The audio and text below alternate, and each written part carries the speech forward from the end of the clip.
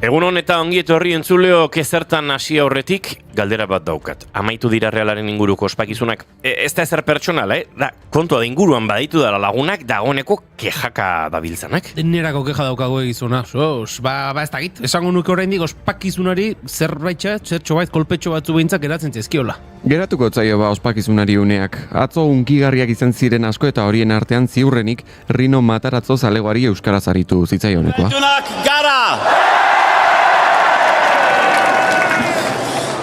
Saiatuko naiz, hau euskaraz egiten, beraz barkamena eskatzen dut. Egingo ditudan akatzengatik. Zein hasiera zoragarria elkarrekin egiten ari garen bide honetan.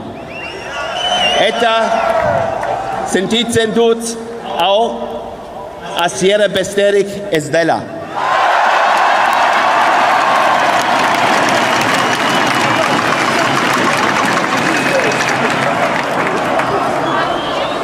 Zuen laguntzarekin jokalariek gauza handi asko lor ditzakete.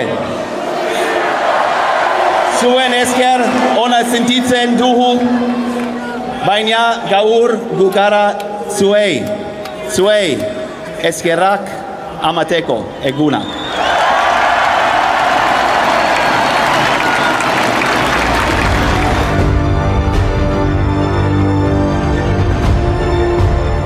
Uste dut Realaren atzoko ospakizunetan, Realak bigarren txapel bat jantzi zuela, ia ehuneko ehuna bera euskaraz osatutako ospakizun ekitaldi ofizial batean.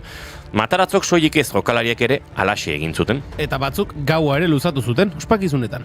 Xabi Arrieta kontatuko digu ea hainbeste luzatu zen une hau bizitzeko gaueko 12:00 eta bulebarretik Mataratzori kantuan hainbat zale.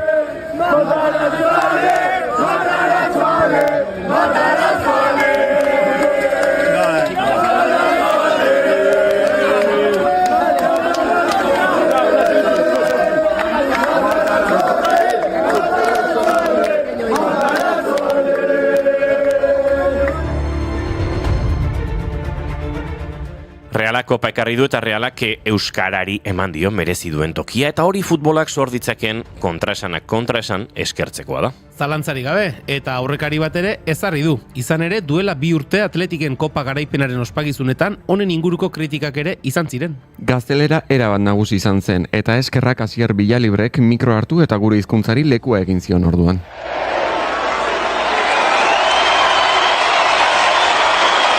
Opa, arratsaldon hori. Bueno, ez dut nahi txapasko sartu, así que lehenotari behin eskerrik askoan hori torti gaitik. Eta bigarren, hainbeste jente zauz hemen, hainbeste gazte, betizetan dabe guk influentziasko eko gula, así que gutxut esan ezaztuteko inoiz Atletiken oinarri garrantzitsunetariko bat, eta hori euskeri dala. 2 urte igaro dira, Villalibreren momentu hartatik eta jakin badakit klubean aztoramenduare sortu zuela honek, antza denez, Villalibrek evidentzian utzi zuelako euskararen gabezia eura. Arazoa etzen Villalibre izango.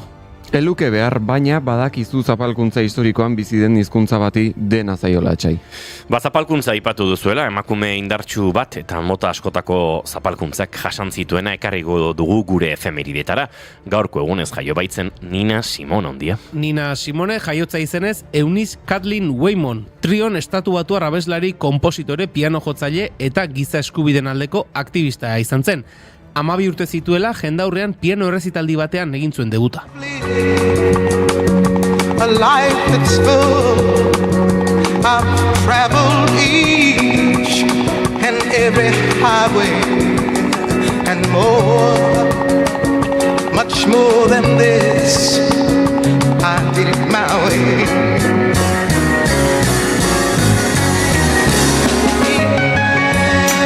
Yes, regrets. I've had a few, but then again, too few to mention. I did what I had to do. Bere gurasoak lehen lerroan eseri ziren bera ikusteko eta mugitzera behartuak izan ziren publikoko beste pertsona zuri batzuek euren tokiak hartzitzaten. Baina bere gurasoak lehen lerroetara itzuli arte jotzeari uko egin zion Simonek eta hala izatea lortu zuen. Horrelako bizipenen ondorioz urte batzuk geroago eskubide zibilen aldeko mugimenduan parte aktiboa izan zen.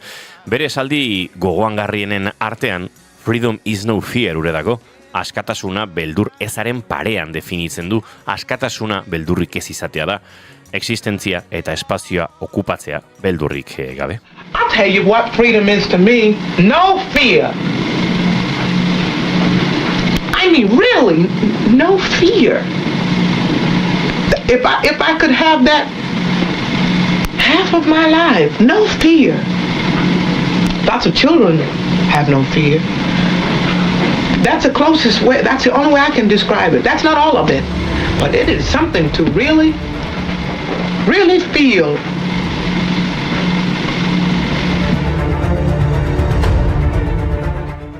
Beldur eta violentzia ezberdinek zeharkatu zuten Simoneren gorputza urtetan. Emakumea, beltza eta bisexualitatea ezkutatu ez zuena.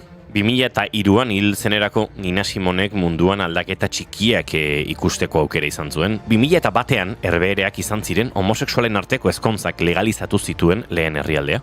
Bada, gaurko egunez, 2025an Espainiar estatuak legez onartu zuen sexu bereko pertsonen arteko ezkontza. Mugarria izan zen Hego Euskal Herriko LGTB komunitatearentzat, legeak berak adopzioa eta beste emat eskubide bermatzen zituelako. Horleku bat dut bizkarrean,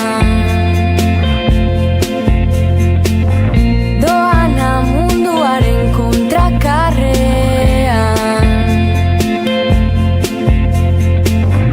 Imaginatu zaitut arnazkantuka. Aipatu dugun lege hura Zapatero gauzatu zuen, baina handik Pedro Sánchez egungo presidentearen girora ark lortu nahi duen beste mugarri batera egingo dugu salto. Giza eskubideen defentsan begiradak gaur Luxemburgon baitira. Sánchezek berak Europar Batasunera darama Israelekin akordioa bertan bera uzteko eskaera. Espainiar estatuarekin batera Eslovenia eta Irlanda dira aldarrikapen hau gauzatzeko dutenak. Aizue, Espainiar presidente sozialistak mai gainera ekartzen jarraituz, Felipe Gonzálezen karta botako dut mai gainera. Ara. Mr. Rixa? Zeharka, baina bai, bera ere gaur protagonista. Giza eskubideen inguruan ariko gara gaurko saioan eta Lander Garroren Lutxi eta Zuhaitza dokumentalaz ariko gara zuzendariarekin. Lutxi Urigoitia protagonista, 1987, Guardia Zibilak erail eta prozesu judizial eta politiko nahasgarri baten erdigunean kokatuko gaitu pelikulak, Gal eta Espainiako gobernuaren estatu terrorismoaren garai ilunenetan. Datorren asteartean estreinatuko du Garrok filmak, Donostiako giza eskubideen zinemaldian.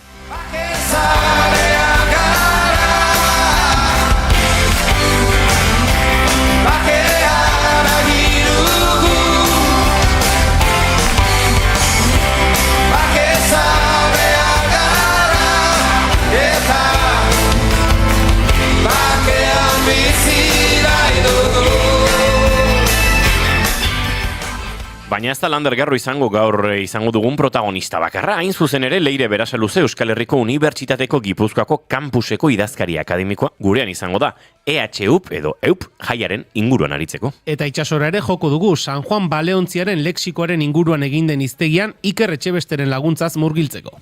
Herria txikota. Adi, Xabi Arrietak Realaren garaipenaren ajea gainditu eta Simpsonen inguruan hitz egin nahi omen digu. Bueno, aizue, azterketa jarri ere jarriko omen digu, baina bagoaz aurrera entzuleo kapirilak 21 ditu gaur, eta asteartea da ongitorri guztioi bigarren kafera, naiz irratian zarete.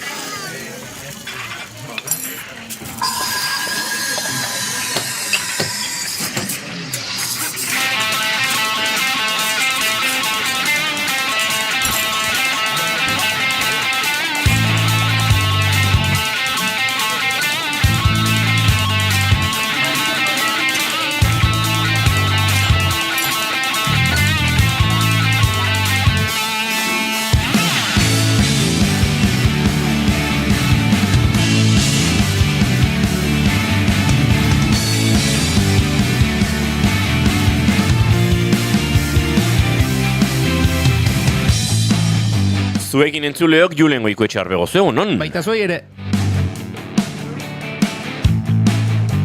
Eta zuekin Eneko Iturbe Otamendi, egunon. Egunon, bai.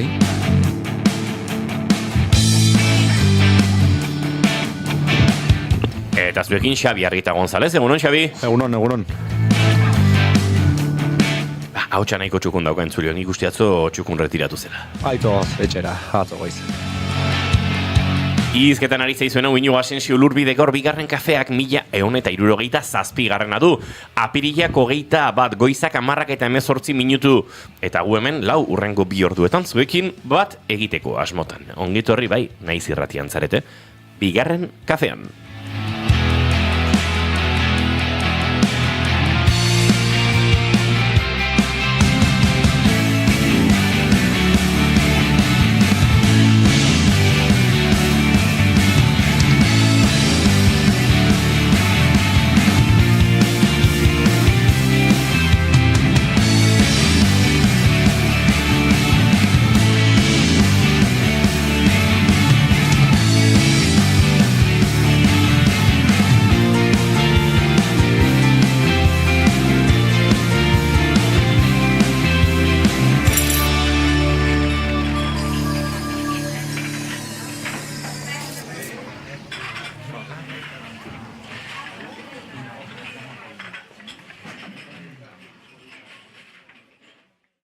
Goizeko 10:19 minutu eta gaurkoa abiatzeko moduan ere bagara entzuleok eta arrankatu baina behar bezala arrankatu beharko dugu.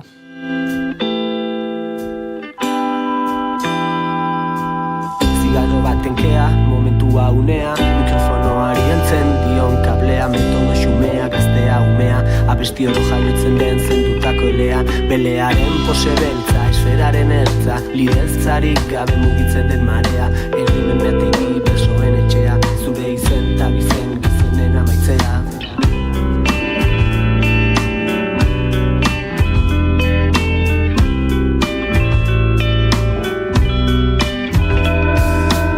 Goizut behin da berriz, enaizela MC, enaizela hemen ezi, min bizi txiki baino bizi bat izaki rapetik ikasi, ta rimatzen hasi naizen edo zein naizela ni, da naizta hizkuntzaren laguntza zaurkitu dedan nere funtsa. Maite dutekin abiatuko dugu gaurkoa eta Julen Goiketxo Arbegozo zuri dagokizu lehen maite duta kontatzen. Ni hasiko naiz orduan.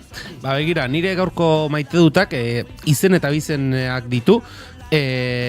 Larun batean, ondo asko dakizuen bezala, Reala kopa irabazi zuen, eta kopa irabazi zuen horretan, ni nire realzale bezala postu nintzen, dena esaten hasita, eta pertsona etortze dizkizu burura ez, eta hoietako bat izan zen, Maitane Urbieta, kirol kazetaria, urteak dira, Maitane ezagutzen dudala, elkarrekin lan egiteko aukera ere izan genuen duela urte mordoska bat, eta orduan ere jada Maitane bazen, Realak galtzen baldin bazuen, aldatzen zitzaion hoietakoa, urteak igaro dira, eta urtea daramatza Maitanek ere, Realaren partida kontatzen, Euskadi irratian, eta larun batean, sareetan ere ikusi genuen, azken penalti horren jaurtiketaren ostean, Maitanek zuen emozioa, Maitanek zuen poza, Maitanek transmititzen zuen hori guztia, eta nik uste dut, egiten ari den ibilbidean aitortza moduko bat ere izan dela, Realaren garaipen hau, kopa garaipen hau, uste dut Maitane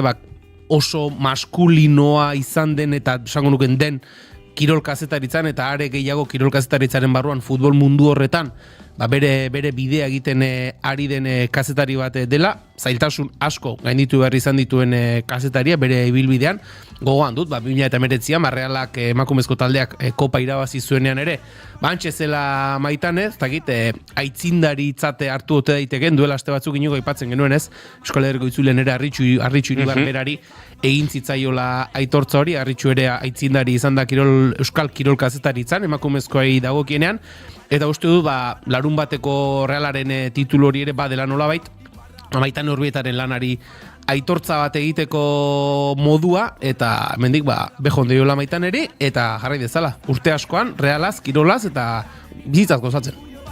Bizitzan horrena bailizan, lirika magistralak musika bide, itzalak itzala bizina iderride, eta aritik tirata, kantak binaka, busaren abusaren. Eneko Iturbe, zein da zure maite duta?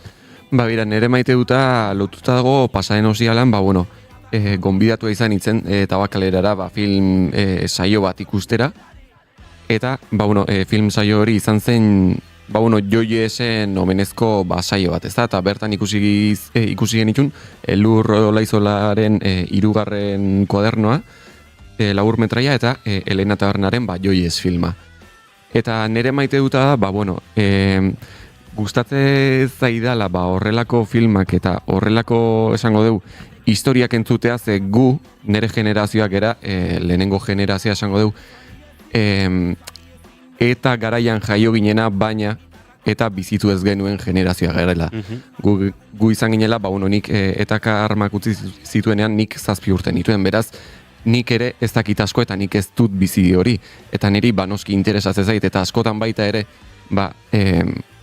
toki askotan galdetu izan degunean zer da eta edo zer da, zer gertatu zen edo zergatik existitzen da edo beste edo zer galdera eginda, askotan saiatzen zirela, helduak eta guretzako bai izan da pixkat orain arte tabu bat esango nuke, eta guk ere hori eskubidea daukagu gure historia jakiteko eta ze duela gutxi arte ze gertatu den jakiteko, eta horregatik nire maite duta hori gure historiaren beste zatitxo bat ikasi dudalako. Zalantzarik gabe, eta uste dute eskubidea bakarrik ez, beharra ere badagoela, nolabait hori da.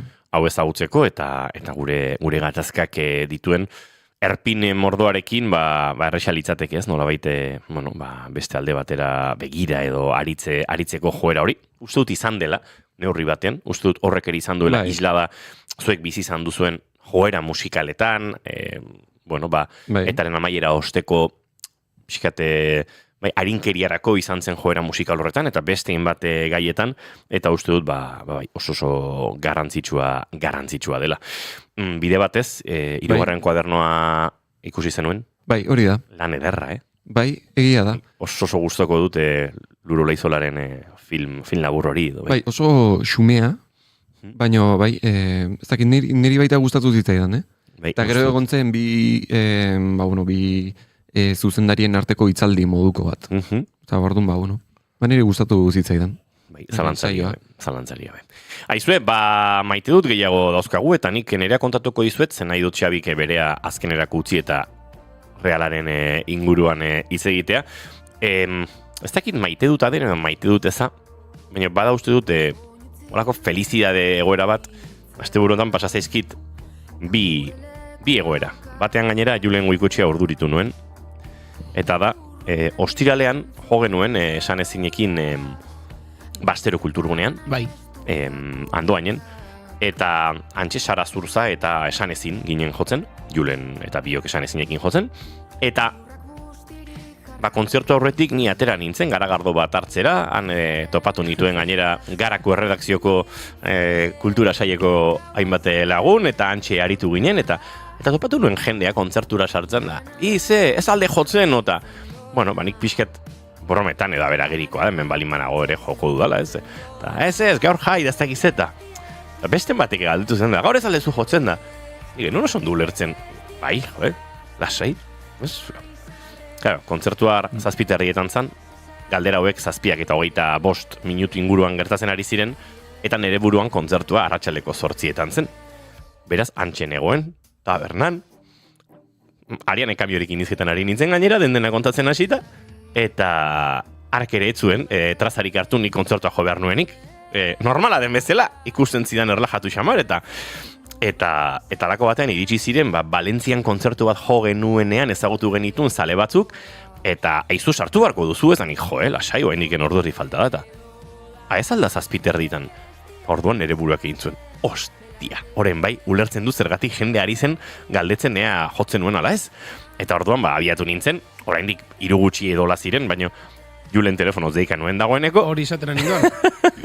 Baina nik deia ikusterako, ikusi nuen Julen telefonoarekin pentsaturen niri deikariko zela, baina ja aterari zen ari nintzen. Denboraz negoen, hortxe ondoan negoen, alboan. Baina, Ze felizidade. Bueno, ara non, larun batean egokitu zitean lan pixkat egitea, Realaren finala zela eta, Tolosan pantaila erraldoi eta lako ekitaldi batzuk antolatu zituzten, eta hor aritzea egokitu zitzaidan. Eta holako batean mobilatera eta estori batean edo ikusi nuen, Donostin, La Bodeguilla tabernan Gartxotun zain letonak jotzen zuela, Garazi Esnaurarekin batera, eta esan nuen, biere guraldi hona dator, ze hobea ez, lo pixkat egin, ze berandu bukatu genuen lanean, nekatutan nengoen, baina lo pixkat egin eta pixkat gorputza behartu, goizean kafe bat hartu, Donostiara joan, eta nire plana zen perfektua. Gartxot ikusi antxe, Marianito bat hartu, Kontxan Piraguarekin buelta bat egin, olatuak badaude olatutan, da bestela olaturik gabe, eta arratsaldean banuen Einaute Lorrietarekin solasaldi musikatu bat gidatu beharra Pasaiko Juan Baberasategi kulturgunean, eta plana borobila zen. Baina, kostazitzaidan pixka bat esnatzea, eta guztiz ere, martxan jarri nintzen, berandu xamar iritsi nintzen kontzertura, 41 minutu berandu, eta astebete goiz. Ze konturatu nintzen ara irizterakoan kontzerturik etzegoela, eta Gartxoti idatzi nion, haizu Gartxot jakizu hau pasa zaitela. Eta Gartxotek parpixkat egin zuen, baina nire etzidan beste grazia egin, ze benetan plana hainona zan, etzela hainona izan. Bai, nik gogo asko nuela kontzertu hori ikusteko, eta pixkat potxutzi ninduela, baina kontuan hartuta Gartxoten azken diskoko 8. kantuak berandu edo garaiz izena duela, uste dut, badela nolabait, datorren igandean kontzertua ikusteko modu performatibo bat. Ni iritsi nintzen berandu, eta garaiz, edo bietako zerbait. Eraiki nahi dut gero berri bat, epilogoak itzaurre, bizian oiko den gixan, niga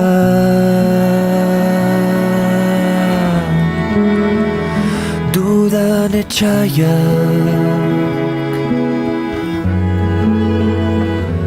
maiz dio.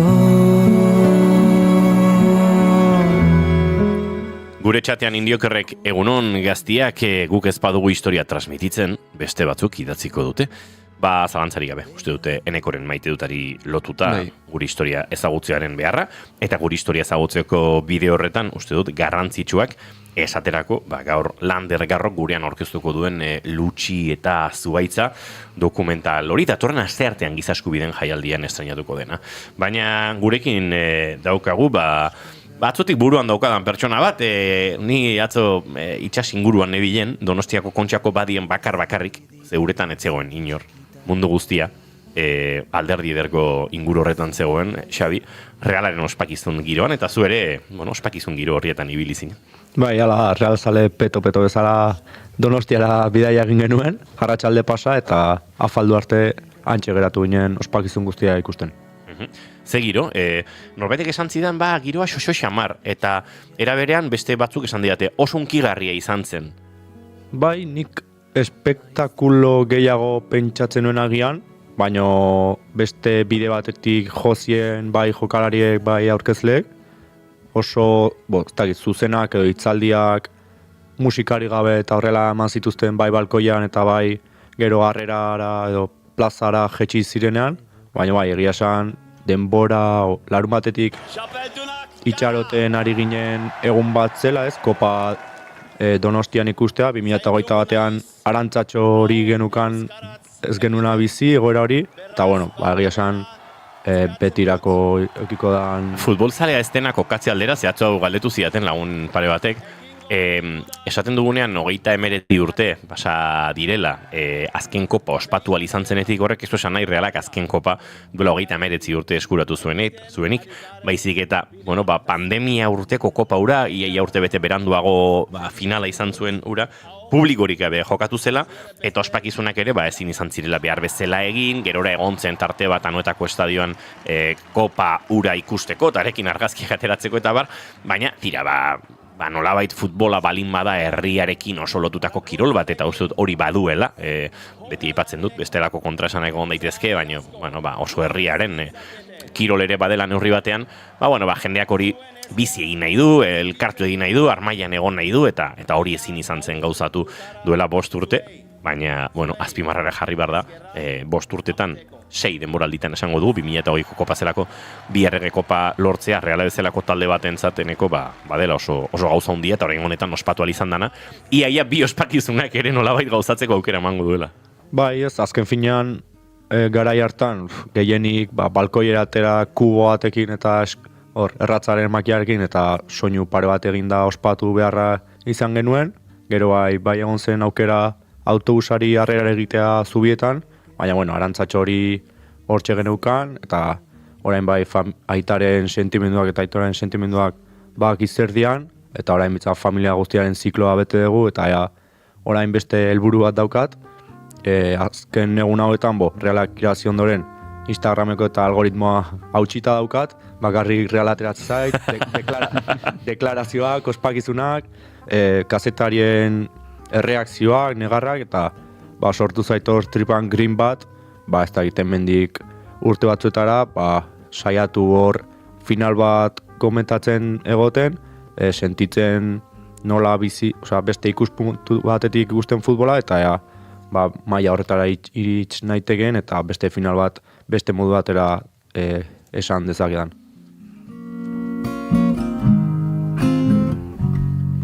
Atzoko ospakizunetik Xabi azpimarratu dugu gaur sarreran, uste dut zerbait azpimarratzekotan, gauza asko azpimarratu daitezke, baina euskararen erabilera eta euskarari egindako, ez dakit, aitortza edo euskara naturaltasun osoz eta konplexurik gabe ospakizunean, udaletxeko balkoilean entzun dugu lehen, orain ere horazpian entzuten ari ginen Rino Mataratzok euskeraz egin zuela bere diskursoa, gazteleraz erabat ondo hitz eginez, estatu batuarra den pertsona batek, nolabait ulertu du herri honetan eta batez ere klub honetan hizkuntzak baduela pixu berezi bat.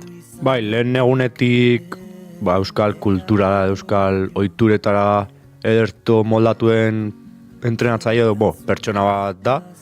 Lehen egunetik Donostiako Badian, Alderdi Ederren, Paseo Berrian ikusten zaion beste edonor bezala bere maztearekin, bere txakurrarekin paseatzen, eta anekdota moduan kontauta, finala irabazi, igandean Donostia iritsi, eta igande goizean Donostiako bere betiko tabernan kafe bat hartzen zegoen beste edonor bezala, jubilatuak egiten dutela ez, egunero taberna berdinera jun, kafe hartu, berak berdin egin zuen, apal, eta eskertzekoa da, 5 hilabete bakarrik daramatzan entrenatzaile batek, pasaporte italiarra duena, New Jerseykoa dena, Alemanian egin duela bere karrera guztia, Euskal Herria iritsi, eta Donostiako balkoira igo, eta bere lehenengo hitzak txuletarekin, baina bintzat euskaraz egitea, eta nahiko ondo egin zuen. Ez zen nola testu simple bat, pare bat minutu segon zen izketan, eta auskeraz eta bere alegin guztiak egin zituen, eta hori eskertzekoa da.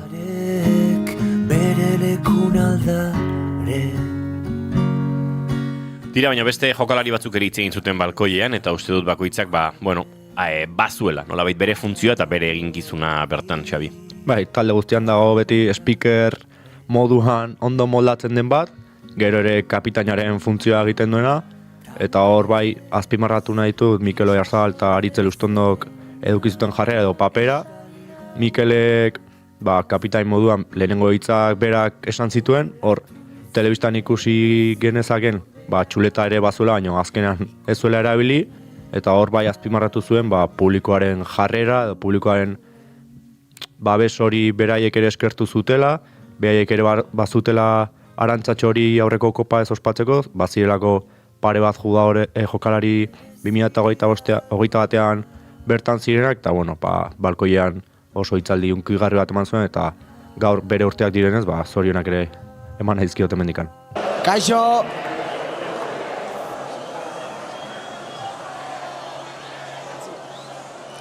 Arratsaldeon Donostia, arratsaldeon Gipuzkoa.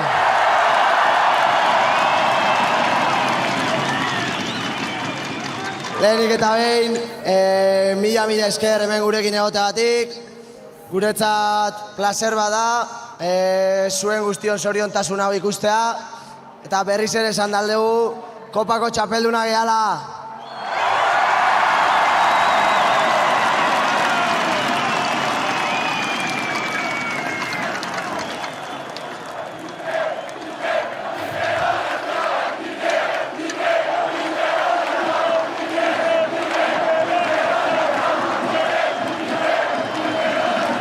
Bueno,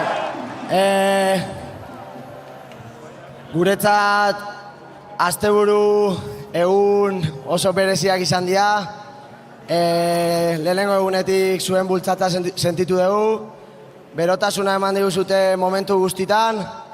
Hementxe gaude bai, oindala 5 urte irabazi genuen kopa ospatzeko. Hemen gaudenengatik, egon zirenengatik, gaur ez daudenengatik, eskerrik asko.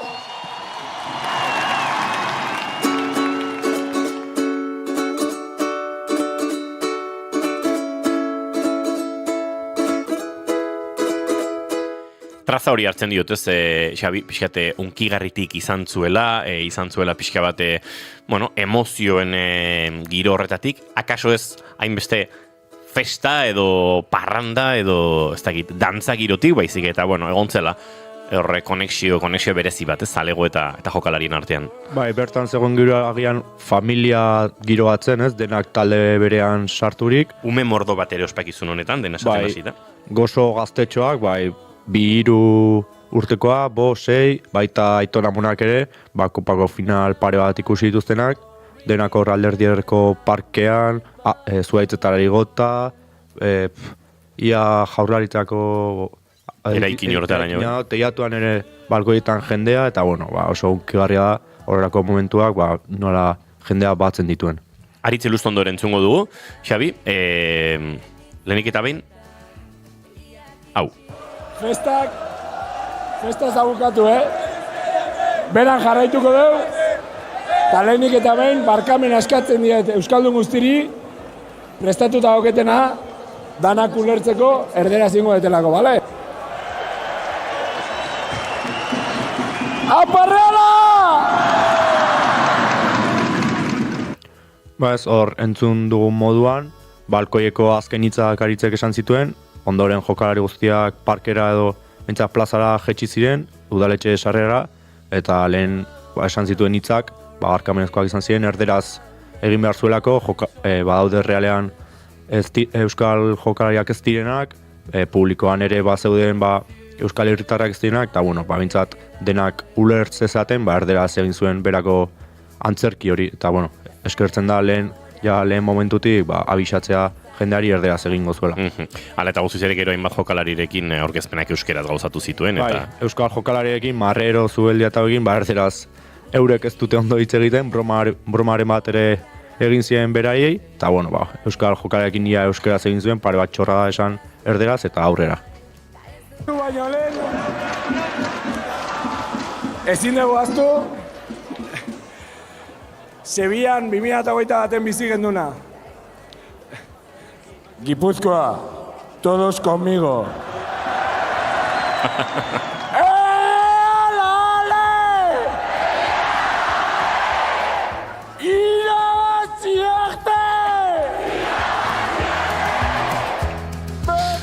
Hau kokatzeko entzuleari Imanol Alguazil, Realeko entrenatzaile orduan, Kopa Garaipen harretan Realeko entrenatzaile zenaren prentsa agerraldi xelebre horrekin ari zen, gainera, uste dut, Imanol Alguazilen baimena izango duela EGMR paper hori hartzeko ere, baina tira, hortxe gontzen ere, nolabait, ospatu etzen kopa hori, pixkat ospakizun honetara ekartzeko aukera, ez da?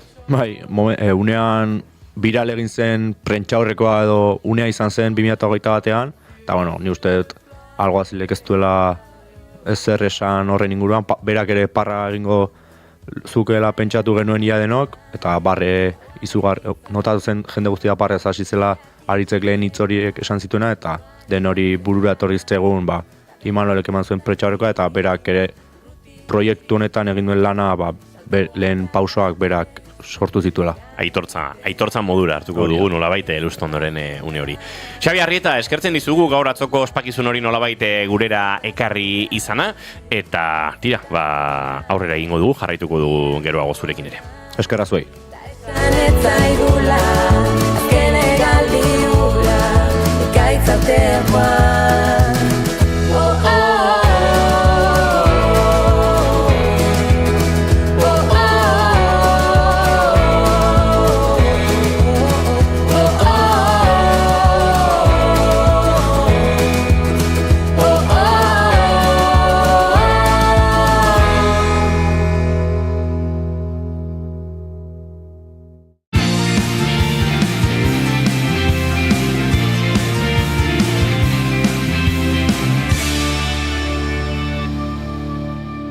emaiozu bigarren aukera bat egunari. Naiz irratian, bigarren kafea.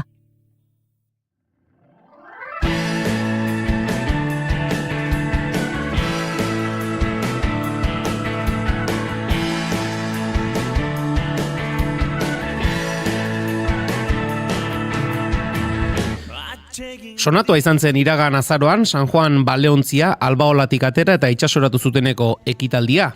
Mugarri garrantzitsu modura hartu zen eta harrezkero ontzia erabat amaitu dauzteko lanak gauzatzen ari dira.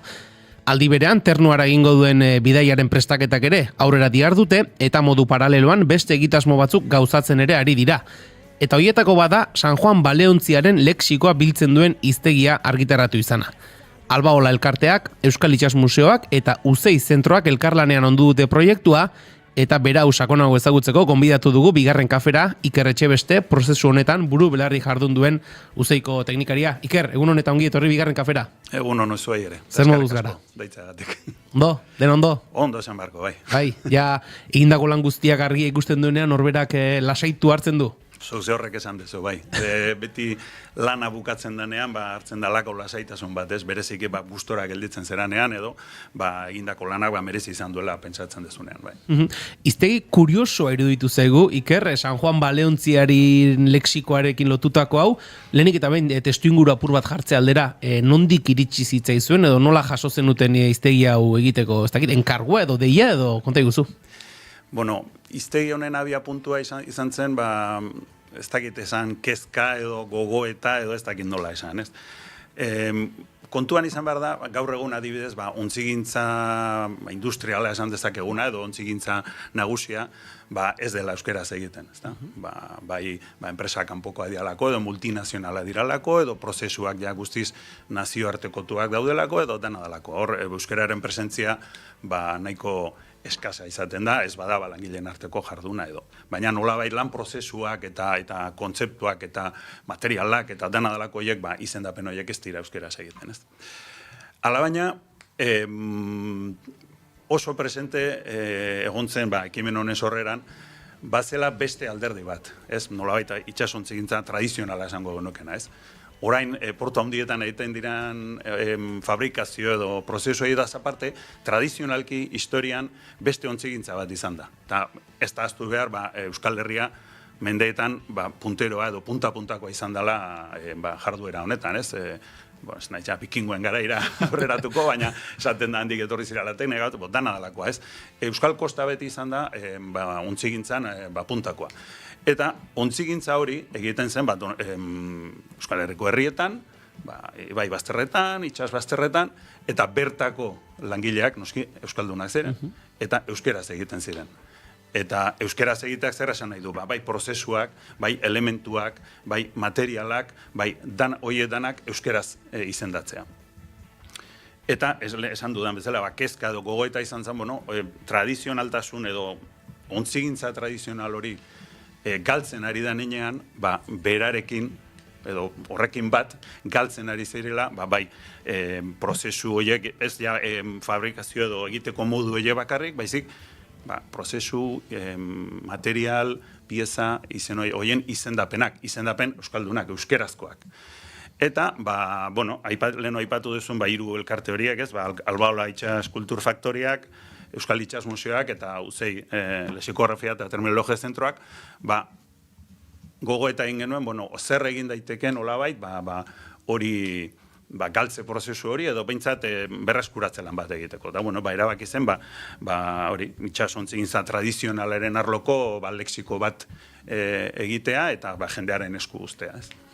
Hor nolabait ere, ipatu duzunaren inguruan, Iker, bi alor edo ezberdin du ditzakegu, batetik, ipatu duzun gaur egungo industria hori, ez dela euskaraz egiten, eta bestetik, euskarazko ondare bat, tradizioarekin lotutakoa, badagoela, alde bat izan dira, bilanketa horiek, alde batetik, euskaraz zegoen ondare hori, ez dakit, berreskuratu den hitza, bilatu nolakoa izan den, eta gero bestea, gaur egun erabiltzen duen, industriak erabiltzen duen terminologia hori, euskarara ekartzea bilan horiek izan dira? Ez, nolabait guk ekimen honetan, bazterrean utzi dugu gaur egungo esan dugun industrial edo hor badaude beste hiztegi batzuk, ontzigintzako beste hiztegi batzuk Euskalterren datu basean eta badaude barrantzari buruzko hiztegi batean eta baina esan nahi dudana da hori egin baino gehiago izan da, beste ontzigintza tradizional horretako prozesuak eta piezak edo izendapenak biltzeko prozesua. Jakina, ontziak, aldeak eta berdinak dituzte oraingoak, handiak, petrolio ontzi handi batek branka izango du, eta batel txiki batek ere branka izango du, ez? Orduan, gauza batzuetan bat etorriko dira, baina ez du zer ikusirik inundik ere, gaur egun portu edo ontziola handietan egiten da fabrikazio prozesu edo mundu kontzeptual hori, edo ontzigintza tradizionalean izaten zena. Esan duzu, bilaketa prozesu bat badagoela, ideari ez dauko gununtzako, Iker, nola egiten da hiztegi bat? Hiztegi bat, kontuan hartu behar da, zen motatako hiztegi egiten den, ezta? Baina, normalean, hiztegi guztietan, edozein hiztegitan, egiten den lehenengo gauza da, nolabait dimentsionatu, ez? Zeri buruz jardun behar dugu, zeri buruzko hiztegi edo lexiko bat nahi dugu. Orduan guk, hasierako gogoeta egin genuen, itxasontzegintza tradizionala ere oso zabala da, gauza alor asko hartzen ditu, eta nolabait mugatze aldera edo jankintza alor horren ere mugatze aldera egin genuen, ideia bezala eta zuk aipatu duzun moduan, San Juan Baleontzia, hito edo une garrantzitsu bat izan zela kontuan hartuz, esan genuen, Baleontzi hori moduko itxasontzi bat hartuko dugu eredu, eta itxasontzi horien itxasontzi modu horretako ontzietan dauden elementuak edo kontzeptuak edo bilduko ditugu. Orduan, lehenengo izaten da nolabait dimensionatzea, eta gero, erabakitzen danean, ze jakintza lor danean, urrengo pausa izaten da, aipatu dugun eremu honetako materiala nondik jaso dezakegu, nondik bildu ditzakegu, kontzeptu horiek edo izendapen horiek, ez. Hor noski, guk beti esaten dugu terminologoak gauza gutxitaz dakigula, terminologia zagian hori ere ez dakit, baina gai konkretuetaz ez dakigu. Orduan guk beti behar izaten dugu laguntza. Orduan, ze laguntza edo ze laguntzaile hobe, kasu honetan Alba Ola eta Euskal Itsas Museoa baino, ez? Eta, haiekin batera, genuen lehenengo material bilketa bat, ez? Dokumentuetatik jaso ditzakegu prozesu horiek edo pieza horiek edo material horiek biltzen diren korpus dokumental bat biltzeko, eta gero egiten dena da, beste lan batzu. Baina lehenengo prozesua hori izaten da, ez? Nola baita mentzionatu, fokoa jarri zertan, eta gero lantalde bat alik eta egokiena bildu, eta materiala jaso. Erraza izaten da, lehen aipatu dugu, lan amaitzen dena, lasaitu hartzen dela, erraza izaten da, aipatu dugu iguzun, ez dakit, itxitura moduko hori, noraino zehaztu prozesu hori erraza izaten da, ze hortik aurrera, ja badago, hemen hariko gara lanean, baina itxitura hori zehaztea erraza izaten da? Hiztegi bakoitza mundu bat da, ez da. Kasu honetan behintzat, erraza izan da, nahiko evidente izan da, lehen esan dudan bezala, San Juan hor aurrean genuelako, eta orduan esan dugu, hemen egingo dugu murrizketa hori edo dimensionatze hori, eta gero, bigarren faktore izaten da beti adituen lana, ez da. Eta aditu ezin hobeak izan ditugu orduan, esan dezakegu proiektu honetan, fase hori ere erreza izan dela. Erreza edo behintzat, ez neketxua. Alba Ola, Euskal Itsas Museoa aipatu dituzu, haiekin gero zuek teknikariok lanean aritu zaretenean, ez dakit, 250 bat kontzeptu edo aipatu dira, ataleka sailkatu dituzue, kontzeptuak edo sailkatu dituzuen kontzeptuiek agertzen doazen neurrian, gero hoiei ere, zakit, azalpen edo deskribapen moduko bat egin behar zaie, guzti bilatzen zaie, edo hor lanketa ezberdinak izango dira, pentsatzen dut. Hor, leheno esan dudan, lehenengo fase horren ondoren egiten dena da, nolabait, eremu zuhaitz bat esaten dioguna, alegia, jakintza alorro hori nola adarkatzen den erabakitzen da, eta zuhaitz moduko bat egiten da, ez? Kontzeptu guztiak badutelako bere saila, azpi saila, eta bere nolabait esango nuke, kideak, ez da? Erduan, hemen erabaki genuen nolabait zuhaitza adarkatzean alde batetik itxasontziaren aldeak bilduko genituela, beste alde batetik itxasontzi barruko piezak edo osagaiak, bestetik, hor itxasontzi hauetan oso oso garrantzitsua da masta eta belen mundua. Eta hori oso mundu berezia da. Ze, ontzi bakoitza dauzka bere bela motak, sokak, eta hor oso mundua beratxa da. Orduan hor ere azpizail bat egin genuen, beste aldetik itsasontzi motak asko ez ditugu bildu, baina bai nolabait garai hartako ontzien testigantza bausteko. Gero, asko ere ez, baina bai ontziak nabigatzean eta bai, adibidez, bela horiek zabaltzean edo egiten dira maniobrak, ez dakit, txikota herriatu edo zabaldu edo denalakoa. Eta gero, materialak, zur guztiak ez direlako berdinak, eta, orduan, egiten den, zure galderari erantzun zuzenan, egiten dena da, material horretatik biltzen ditugun kontzeptu izenak, lehenengo egiten da nolabait, sailkapen horretan, ez? Hau, kontzeptu hau da, itsasontziaren alde bat, hau da, itsasontziaren pieza bat, hau da, mastan dagoen zerbait. Orduan egiten da, kontzeptu arbola hori nolabait lehenengo bereizi, eta materialetatik jasotzen ditugun izendapenak kokatzen ditugu, nolabait kajoi edo adar atal bakoitzean. Bai, ez, beste galdera bat, Iker, Euskal Herriko kostaldea zabala da. Euskal Herriko kostaldean euskalki ezberdinak hitz egiten dira. Terminologiaren inguruan bateratzerik bat zegoen edo lanketa hori ere egin berri izan da? Bueno, hor eremua nolabait dimensionatzearekin bat egiten den beste lan handi bat da nolabait zertarako egiten den, ez? Ze helbururekin egiten den. Hau lan terminologiko bat da, alegia, ez da helburua izan, igual beste lan lexikografia, alegia, lexiko edo hitzarruntak biltzen dituen beste ekimen batean, igual zenbat eta izendapen gehiago bildu, hau herri guztietakoa bilduko ditugu, eta ez. Hemen helburua izan da gehiago gai honi buruz, diskurtso bat, diskurso espezializatu bat, edo testugintza espezializatu bat egin nahi duenak, eukidezan baliabide bat, gauza horiek izendatzeko euskeraz ondo, modu adostuan, adituekin adostuan, baina aldi berean ez, beti jartzen den adibide tipikoa, ez da, tximeleta batek 1000 izendapen dauzka euskeraz, 1000 ez, baina asko, marka, baina gero zuk unibertsitate batean espezie horri buruz hitz egin behar badezu, komeni da, edo behintzat zuzenagoa da terminologiaren aldetik, behintzat aberastasun hori ez dut esango murriztea, baina behintzat elkar ulertzeko, adituek elkar ulertzeko formak bateratzea. Orduan, ekimen honetan ere ez da inbeste herrietan zehar dagoen aberastasun hori biltzera, baizik eta kontzeptu hau izendatzeko zer erabili beharko litzaken proposamen bat egitea. Orduan, gai honi buruz hitz egin behar duen, ez dakit, testugintza egiten duen batek, edo museologian dabile, museografian dabile batek, edo, erabiltzaile arrunt batek, ere, horri buruz irakurri edo idatzi nahi badu, behintzat, euskeraz erreferente bat izatea, gauzak nola izendatzen diren. Ez horren beste, aberastasuna biltzea. Hori ere interesgarri izango litzake, baina ez da lan honen helburua izan.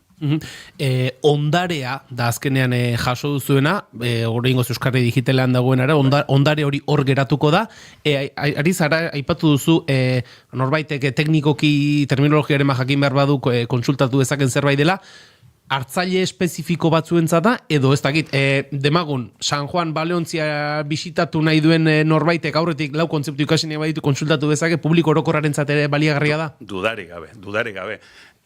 Azken batean, askotan egiten dugun utxegitea edo planteamentu akatsa edo behintzat bideo honetik ez doan planteamentu bat da pentsatzea terminologia edo lexiko mundu arlo espezializatuan erabiltzen den hizkera espezializada edo adituentzat bakarrik dela, ez? Eta ez da horrela. Eta hain zuzen ere, gure ekimen honen helburua ondoen beteko litzaken panorama izango litzake, herritar normal batek, zuk diozun bezala, San Juan Baleontziaren erakusketara, edo zerbait irakurri nahi duenean, dezala baliabide honetara, eta hor, nolabait kontzeptoiek nola izendatzen diren ikusi, eta gero errazago ulertu. Azken batean, erabiltzen ez denak ez du ezertarako balio. Eta erabilerak ematen dio zentzua horrelako ekimenei. Orduan, hitz hauek nolabait, ez dut esango ezkutuan, baina jarduera, galtzen ari den jarduera batean, hor zeuden izendapen horiek herrira zabaltzeko modu bat zabaldu badugu baliobide honekin, gero izendapen hori sozializazioa hobeto egiten da, eta bordan bete-betean beteko litzake gure helburua. Horrek ez du esan nahi noski, lan hau, adibidez, hartzaile behinenak edo nagusiak izan ditezkela lehenengo ikerketa egiten dutenak gai honi buruz, leheno esan dudan bezala, museologian dabiltzanak, edo horrelako lanetara datozen arotz edo zurgin edo ontzigile espezializatuak, baina edo divulgazio lanak importante dira, eta divulgazio lan horretan herritarrak dira ere importante, euskaldunak oroar. Beraz, tresna bat bada, baina tresna bezain beste da, herriratu beharreko zerbait, gizarteratu beharreko zerbait. Ez dakit galdera zuri egitea dagokigun edo, badago asmorik hiztegi hau nolabait ere gizarteratzeko ariketa egiteko asmorik edo dagoen badakizue? Bueno, gu egiten ari geran horrelako jarduerez aparte, oraingoz behintzat epe motzera ez. Helburua izan da, baliabide hurbil eta praktiko bat eskaintzea herriari, eta gaur egun lan honen ondorioa dago, irakurriko dut, hemen dakata, baleontzia.uzei.eus. Webgune batean dago, web konsulta bezala dago lan honen emaitza, eta uste dugu oraingoz behintzat, denon esku dagoen konsulta baliabide bat jartzea, bide erreza dela, eta gero, hain egiten egian olako kaleratze edo saioak egitea. Esan nahi dudana da, izendapen hutsez aparte lehen esan dezu azalpenak edo, kontzeptu bakoitzari buruzko izendapenak biltzen ditu fitxa bakoitzak edo bilaketa egitean daukazun emaitza horrek, bai euskeraz eta balizko sinonimoak baleude horra agertuko liake, gaztelaniazkoak ere bai, eta baduelako nolabait ontzigintza honek gero adibidez, Laster dugu hemen Pasaia itxas festivala, eta hor kanpoko jendea ere etortzen da, eta gai honi buruz ikasi nahiko balukete, gehitu ditugu ere ingelesezko eta frantsesezko terminoak. Hori da, terminoak. Gero, jendeako beto uler dezan, definizio txiki bat jartzen da, alegia, trankanila, zer da, definizio bat dago, zer esan nahi duen, eta hori importantea terminologian, kontzeptu ondo zentratzeko, ondo mugatzeko, eta jendeak ondo uler dezan. Eta, hortaz aparte, ekimen honetan, eta esan nahi nuen, interesgarria iruditu zaigu, bete aipatzen den hitza, irudi batek, 1000 aldiz gehiago balio dela, ez 1000 hitzek baino, balio handiagoa dole irudi batek, ez dakiz esaten hitzan ere. Orduan, egokia iruditu zaigu, irudiak gehitzea, kontzeptu batzuetan. Eta horretarako egin ditugu, bai San Juan Baleontzian zuzenean argazki batzuk berariaz lan honetarako, eta gero irudi batzuk ere, adibidez, belen munduan edo hor pieza asko dira. Arrituta gelditu nez ere zea beratxa da, itxasontzi baten egitura barrutik, ez? Ne kostako ez Donostiarran ez, eta ontziak eta ohituta nago ikusten, baina barrutik bai alba-holan bertan eraiketxe prozesu horretan izatean, eta bai lan honetarako prestatzean barrituta gelditzen zea beratxa den egitura barrutik, ez? Orduan, zuk esan dezakezu pista bazterrola, zer da bazterrola? Esplikazioa emango dizu, ez dakiz zerren gainean dago, da definizioa oso zehatza izan daiteke, baina irudi batean ikusten badezu, berehala ulertzen duzu. Orduan, egokia iruditu zaigu, horrelako kasu askotan, irudia jartzea, eta, behintzat, fitxa batzuetan, erabiltzaileak ikusiko ditu irudi argazki lagungarri horiek, eta horrekin ere kontento geltu gara. Beraz, esan daiteke, eta ez mendik entzulei ideia, kuriositate hutsez ere kontsulta egin nahi duenarentzako hortxe dagoela. Iker, horrelakoetan izaten da, lan bat egiten denean, lehen aipatu dugune hasierako itxitura egite horretan, beste harimutur batzuk geratzen dira, beste balizko helduleku batzuk, aurrera begira geratu zaizue hor heldulekuren bat, akaso honi egunen batean helduko diogu edo zerbait geratu da horrela, airean? Bueno, hor, hasieran esan dudan bezala, lehenengo lana izan zen nolait dimensionatzea, ez? Orduan, mugatu genuen, Leontzio motanetakoa, baina bai gelditu zitzaigun halako barruko arra edo, ez? Ontzigintza tradizionala gauza aberats, eta ez ontzigintza bakarrik, navigazioa bera ere, ez? Ontzia hauekin navigatu egiten da, eta orduan hor ere badago kontzeptu mundu zabal bat, eta euskerazko lexiko zabal bat ere bai, ez? Eta, bueno, ikusiko dugu aurrera nola egiten dugun, baina bai gelditu zitzaigun arrori, bueno, hau lehenengo urratsa izateaz aparte, bueno, albal genuen, egingo genuela beste saioren bat, beste eremu bat hartuz, edo eremua zabalduz, edo dana dalako. Hau izan da nola bai lehenengo, ez esango proba, baina bai behintzat lehenengo muin bat, geruza gehiago izan ditzakena, eta behintzat badugu buruan zeo zer, baina ez dago oraindik zehaztuta. Hor bintzate, ari muturren bate badago. Hasieran galdetu dizut Iker, pertsona norbera lasai geratzen dela, zerbait amaitzen duenean, gustura geratu zarete, amaitzarekin, nola geratu den ikusita? Bai. Lehen esan bezala, iruditzen zaigulako oso baliabide praktikoa edo baliagarria izan daitekelako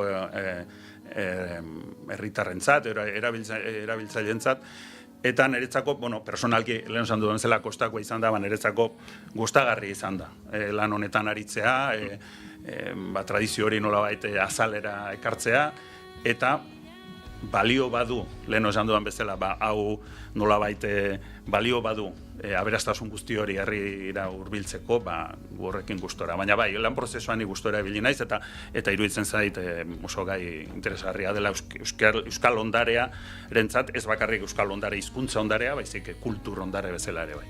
Hortxe dago, baleontzia.usei.eus webgunean, aipatu dugun hiztegia kontsultatzeko, Iker Etxebeste, Useiko teknikaria, eskerrik asko, bigarren kafera hurbildu, eta guretzako berezia izan den hiztegi honen inguruko nondinorakoak azaltzegatik. Zuei, eskerrik asko. Ondo izan. Berdin.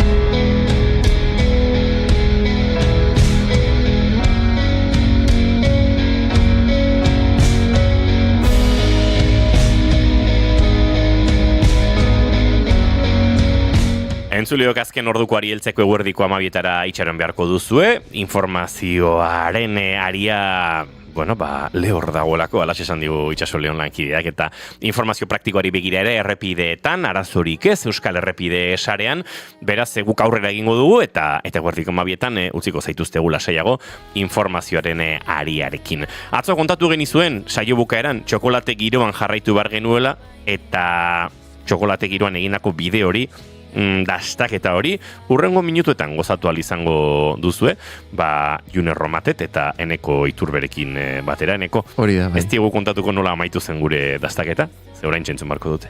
Ados, bai.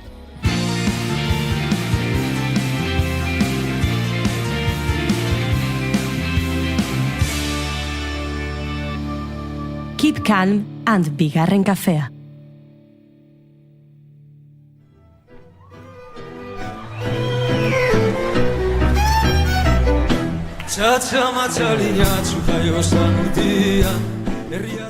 Entzuleo katzo abiatu genuen eta gaur zuekin elkarbanatzen jarraitu nahi genuela zin egin genizuen eta Xabi Urizar eta Lander Kornagorekin jarraituko dugu, atzo erdizka utzi genuen dastaketa honen jarraipenean, beraz, nola esateko, hau gaur ez da, hau atzo da, baina zuek gaurrean bizitzen ari zarete, eta iaia biharrean ze txokolate honek beste leku eta denbora batzuetara garama.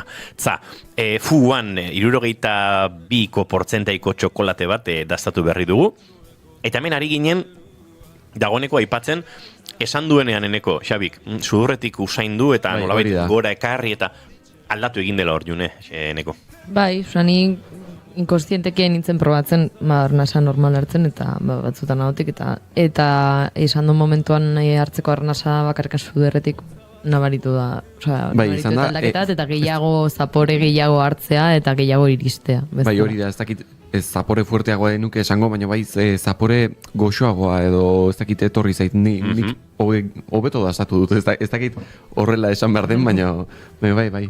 Nik sudurretik ari nintzen, baina onartu behar dizuet horrelako dastaketat egiteko, uste dut gauza dela oso garrantzitsua eta da presentzia, non zauden eta zertan ari zaren, eta ni ari nintzen ikusten 50 segundu falta dira saioa amaitzeko, eta agurtu behar dut, eta beraz koste egin zait konektatzea, eta uste dut hau ere, bide batez, aitzakia baino mai gainean jartzeko zerbait ere igual badela, Xabi Lander, edozein gauza dastatzerakoan, zentzu guztiak eta gure energia eta gure presentzia, ez dut hemen bai, zen edo budista jarri nahi, baina bueno, bai, pixka bat behar da energia hemen, ez? Asko aldatzeula, azkenen presentzia nuneon, zeinekin nola dastatu asko aldatzea gauzatago, askotan gertatzen da besteen komentarioa.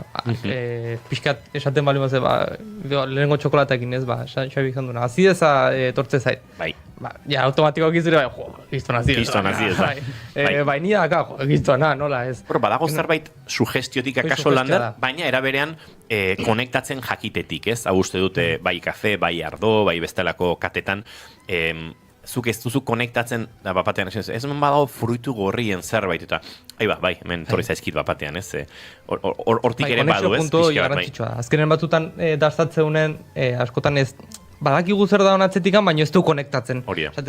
Jo, hau familia raite zaitze zapore hau, baina batzutan ez etzea kapaza puntu horretara izteko, eta beste batek esatu nahi, bai, hau udarea daka, esatu, bai, izan. Xabi, dastatzaile baten doaien artean badago erreferentzia katalogo bat hemen buruan oso argi eukitzea, behar da pixkate topatuko dituzen edo topazen hitzaken zapore horiek nolabait identifikatuta eukitzea buruan horrek laguntzen du nolabait?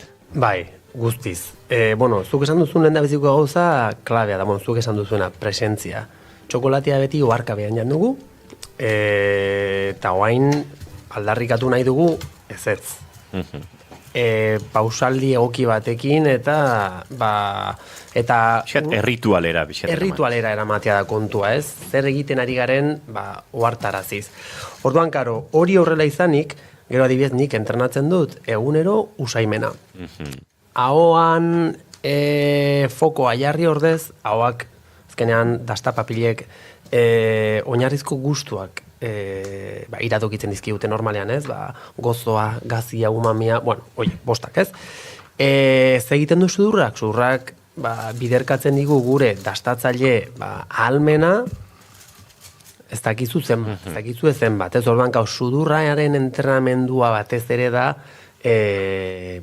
kontuan hartu beharreko. Orduan, nik perfumista batekin egiten du lan, bai, eta perfumistak egiten dizkit molekula askoren sintetizazioak. Orduan, ni banoan nire gimnasio sensorialera. Baut etxean, sekulako arsenala, molekula pila ditut, espezia pila, eta horiek modu individualean usaitzen eta identifikatzen jakitea da lana. Osea, titulua ate aiteke, dastatzaile titulua, entrenamenduakin, eta gero zailena da mantentzea. Da, kotxe karneta ateako dugu, bai, buru hori hartzen bagara ateako dugu, 10 urtez pasatzen baldin badugu gidatu gabe, gure doaiak badoaz. Orduan, honekin egunerokotasuna klabea. Eta usaindu, identifikatu, gero ezagutza guzti hori txokolatea transferitzeko. Azkenean txokolatean molekulak identifikatzen ari gara. Eta ez osagai gehigarriak.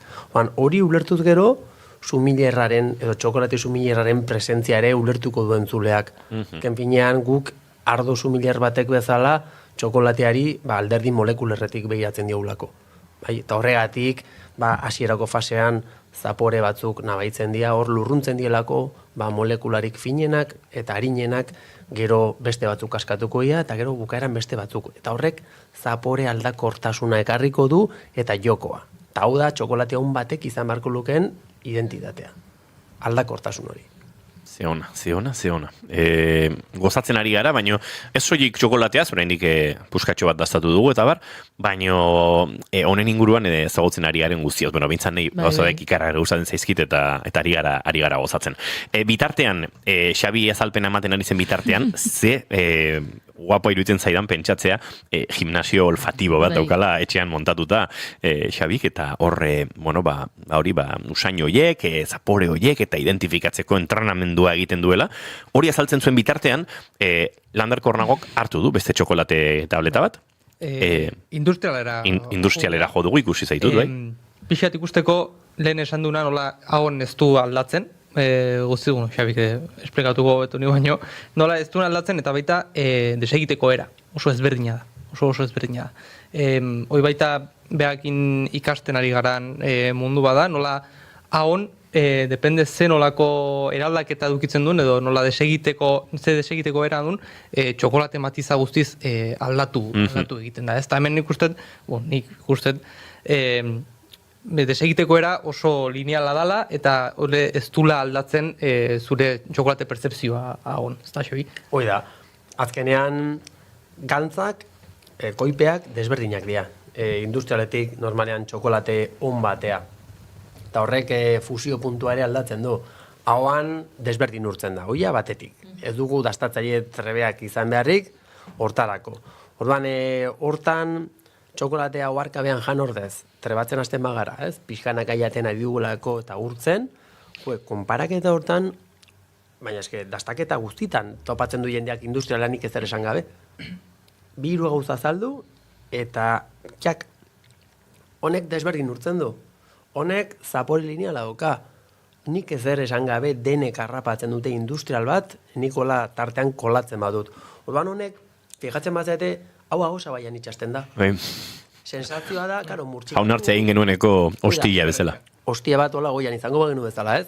Eta karo, guk normalen egiten dugu murtxikatu, irentxi eta beste 5 edo beste 15 jan. Bakarra hartzen badugu eta analizatzen badugu, hau, ez baldin badut nik agosa baitik entzen, ez toa. Ez toa. Eta hau da industrialak daukana. Berehala harrapatzen alzaio, prozedimendu honekin analizatzen baldin badugu. Eta norbaitek pentsalezake, eta nire lehenengo idei izan da, zaporea ez da txarra, ez diotola, baino lineala da, egia da, minutu eta piku dara magula daztatzen, eta ni horra dozen nago ez da aldatu. Bai, ni egia da, izan naiz lint asko jandun pertsona bat, eta horrelako tabletak zapore ezberdin askotakoak daude, eta baina egia da, hori, zapore bateko tableta bat dago, eta demo guztian berdina nabituko ez zula, baina orain izan naiz konstiente oso, zapora eatzen nahi nintzen bitartean konturatu naiz, ez dela aldaketarik egon aurrekoarekiko besteak bai aldatzen zela. Hori da.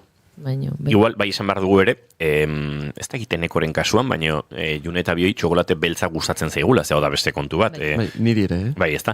Jendeari, portzentaje batetik gora, edo milka esnedun txokolatetik kanpo, igual txokolate egiten zaio, ze mikatza, eta nik hau honekin ezin dute, azaldu duzu mikaztasun hori ere badela prozesuaren zati bat, baina behintzat zapore intenso horietara, alako itura badugula, eta esan da bezala hor pareko supermerkatuan, uste dut topa dezakegun txokolaterik onena hau dela, ez dagoenean Rafa Gorrotxategiren Gabonetako edo gozaren bat hortik, hor ja gauzak pixkate hobetzen dira, baina orokorrean, uste dut, komertzialen artean, linten hauek izaten direla, hola, begiz behintzat txukunen ikusten ditugunak, ez? Eta pentsa ze arrakala hemendik gora dagoena. Eta hemen da sentsazioa, lehen itzen duna, ez lehen esan dezula, kafe hon baten sentsazioa dakata hon, hemen minutu da erdi jan ondoren ja ez dakazu ezer. Hau, ja guztiz galdu da. Kenduz ketzezunen txokolate arrasta guzti hori, ez dakazu ezer. Eta gaina, hauan geratzen den zapore hau, ez da ja ainona. Ez da berdina. Hemen, esango nuke niri orain, ez dira lehen aipatu dut kafe on baten, ez da gita arrasto hori utzi ez, ez hainbeste zaporeari dagokionez, Landerrek ondo azaldu du, sentsazioari dagokionez. Eta, hemen, esango nuke zapore arraro xamarrak agertzen direla orain bai. Mira, industriak lehen esan dugun bezala, txokolatea lehen da bizik iskali eta gero estandarizatzen baldin badu, ezin du kakaoaren aromen edo jatorrizko zapore horien identitatearen inguruan hitz egin. Oan fokoa, bintu barrak bezala ez du jarriko arometan baizik eta testuretan. Horregatik, duela 100 piko urte lintek eta industria holtza bat sortu zuten. Makinak behaiek sortu zituzten txokolatea alik eta finen egiteko hauan. Eta hortik datorki ospea. Duela urte asko industria holtza sortu zutelako txokolatean munduan. Oan, karo, zer gertatzen da, gure burutan badugula txokolaterik onenak diela finenak. Eta horretik, aukeratzen ditugu, portzentaien arabera. Nik jaten dut 175, esaten jaten asko, ni 85, eta ja, eta ardotan 14 graduko ardoa hartzen duzu. Osa, esan dut, ze konparazio hiekin ari barko ginateke pentsatzen, txokolateak bezala ardoak aukeratuko bagenitu. Odan, karo, hemen gauza asko haude, industriak sortu digun beharra da txokolate finak jatekoa. Eta gaur, adibidez, probatuko duzuen nola aretsuak dien, txokolateak ere bikainak dien. Bai? Ze justo bintu barra bat hori ere aldarrikatzea. Txokolateak ez du izan beharrik fina beti hagotan. izan daiteke aretsua edo granulatua. Granulatu hori, azukrearen bidez lortzen da, txokolate kakao alearen bitartez, nola lortzen da? Gehien bat kakao alearen bitartez. Berez, bada makina bat, lehen aipatu zunazuk, lezitina eta arazoak zituen lagun horrekin lotua, gorrotxateik erabiltzen duen melanger edo kontxadora, refinadora hori, bada makina bat, kakao berez alearen tamaina granulometria txikitzeko. Hori da. Eta horrekin jokatzen dute. Hor badago mikraje bat asko alda daitekeena, eta ahotan, txokolate fin edo granulatu bilakatzen dena. Eta hemen, zein eman diezu, Lander? Vale, oain probatuko duzue, txokolate bera, lehen probatu dugun Taiwango txokolatea, baina intentzio osoarekin gutxi granulatua dagona. Granulazio handia daukana. Lodi xamarra. Lodi xamarra daukana. Zer gertatzen da? Probatu. Dastaketetan hau egiten duanean, jendeak egiten du lehendabiziko konexioa da, ostras, hau gaizkina dau. Honek puskak ditu. Eta karo, industriak egin digun bide hori desegin beharra dau lehendabizi, eta esan, ostras, zer gertatzen zaio honi? Hau amaitu gabea dago. Ez, hau dago osongi amaitua, intentzio osoarekin hola ekarria, eta hau da errezetaren parte bat. Hemen ez dago zer gaizki. Orduan, karo, txokolate hauek, daude pentsatuak, aromarik egokienak izan ditzaten. Eta persistentzi altua. Hau da, iraupen handiko txokolateak dira. Ordu erdiz edo iran dezaketelako lasai asko aroma horiek hauan. Eta gehiago jateko beharra ez pizteko ere pentsatua daudelako. Helburua ez da tonela daka jatea, baizik eta kalitatez. Ja, zati txiki bat jaten badezu hainbeste irauten dizunez hauan, egia da luzeago doala, eta ez daukazu beharra, beste zati bat hartzeko momentuan. Eta pentsa, puxka hauek, hauan nolabait eipatu duzun, mikraje hori edo are fruitu lehorretik gertuago kokatzen dute txokolatea, badirudi, honek fruitu lehorrak lituzkela eta ez ditu, kakao alearen zatitxuak dira. Hori ere interesgarria da. Urrak esperimenta ditzakegu, urrik izan gabe txokolate barruan, orduan, alergenuekin arazoak dituzten horiek, azken finean, txokolate hauek probatu eta errealitatetik oso gertu egon daitezkeen gauzak esperimenta ditzakete.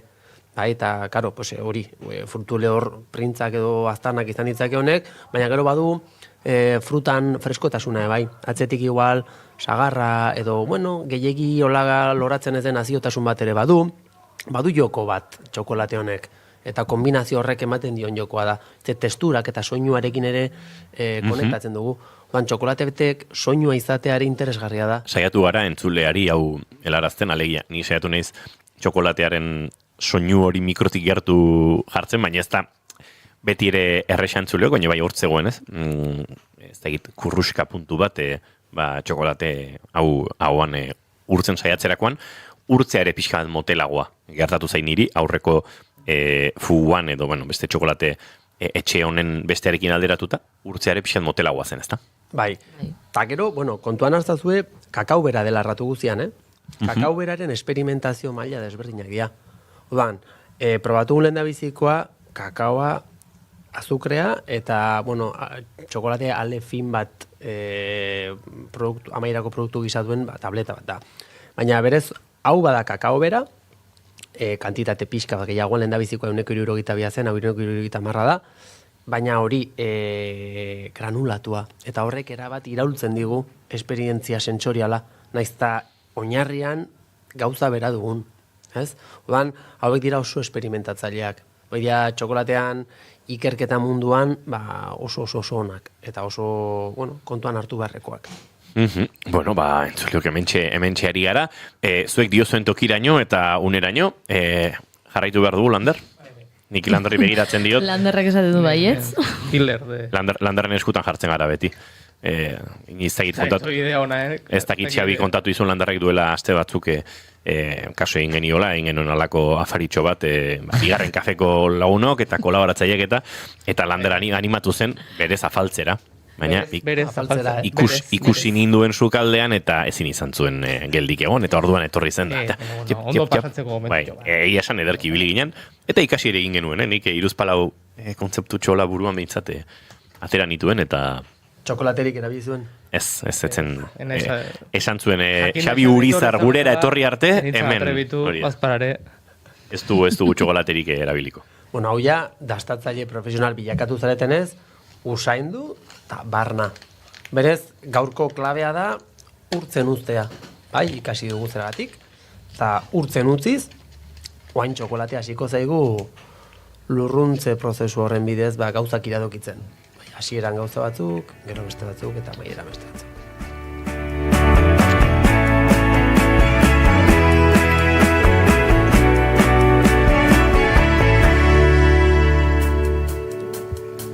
Batzutan ez daukat iritzirik, galduta nago baina bizirik, diot nik.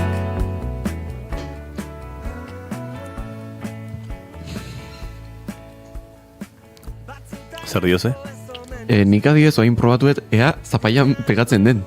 Eta ez da pegatzen. Hori besik probatzen nahi nez. Eta bai, honek ere oso zapore ezaki. Goxoa. Aldakorra da. Niri uste dut aurrekoaren granulazio hori grazia gehiago egin didala honek baino. Bai, naiz frutu lehorrak barruan eukitzearen aldekoa. Eta gehiago gustatu zait, egia da zaporez ederra dela, baina bai. Gehiago oso interesgarri egite zait industrialarekin konparatzeko. Azkenen, portzentaje berdina da, biak 170 dira, baina guztiz ez berdina dira. Matizak, bai urtzeko, esan duna ez, urtzeko prozesu guztia, txokolate guztiz diferentea da. Zen hemen matize asko azkazu esau, Rusiar montaña bada. Oraindik, nik badut pixkata hauan, sentsazio dut aldatzen jarraitzen duela, Lander. Askieran, geho erdialden etortzen zaizu matiza da bukaerako azidezago etortzana. Nahi horien bukaeran etorri zait lehen aipatu dugun, alea dastatu dugunean, hartzidura kontzeptu hori, pixkat hori etorri zaite honekin, akaso beste iestietan beste atzeman, ez dakit zentzua duen. Azkenen, zu dastatze prozesua, azkenen beti subjetiboa izatea, azkenen bakoitza bere memoria gustatibotik botatzen zu, orduan zutzako jandituzun edo ikustituzun aroma, matiz guztik etortze dizkizu bere garaien. Azkenen, igual nahi adibidez bukaeran sagar pixka etorri zait, pixkat azido etorri zait, malikoa etorri zaitu da, eta hasieran gozo-gozoa iruditu zait txokolatia, baina igual zutzako gozotasun hori igual erdialden etortze zaizu, pixkat baita zure memoriaren gatikan, memoriakin botatzezu asko, ez?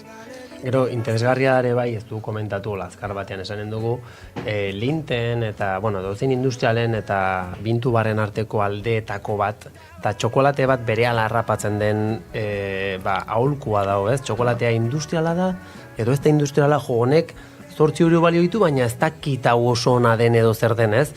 Bira, txokolate beltz batean lehendabiziko osagaia pasta de kakao baldin bada, horrek esan nahi du boleto guztiak ditula industriatik pasatzeko txokolate horrek. Bai, marka horrek segurazki ez du txokolate hori xigortu. Beste handi batek prestatu du, eta niri marka bezala, amaierako marka bezala biali dit, nik moldean sartu eta gero saldu alizateko.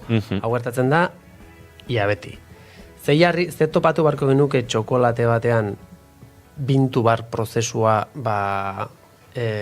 bertan garatu dela ikusteko, lehendabiziko osagaia gaztelaniaz agertu da, habas de kakao, granos de kakao, batzutan nips de kakao, eta horiek esan nahi dutena da norbaitek guk hasieran egin dugun bezala kakao aleak edo babak jaso ditula, dastatu ditula, nola xigortu erabeki dula eta behaiek kontrolatu dutela prozesu guztia. Oda, kalitate kontrol horren bila. Eta ez toneladaka ekoiztean alde, ez? Orduan, karo, hor ikusiko duzue, entzuleok, printzipioz etxea jotzen baldin baduzue eta tabletak kuskusiatzen baituzue, txokolate beltzetan gehienetan pasta de kakao jarriko dula. Ez da beti txarra, oso gutxitan topa daiteke pasta de kakao ona, baina gehienetan da industrializazioan seinale.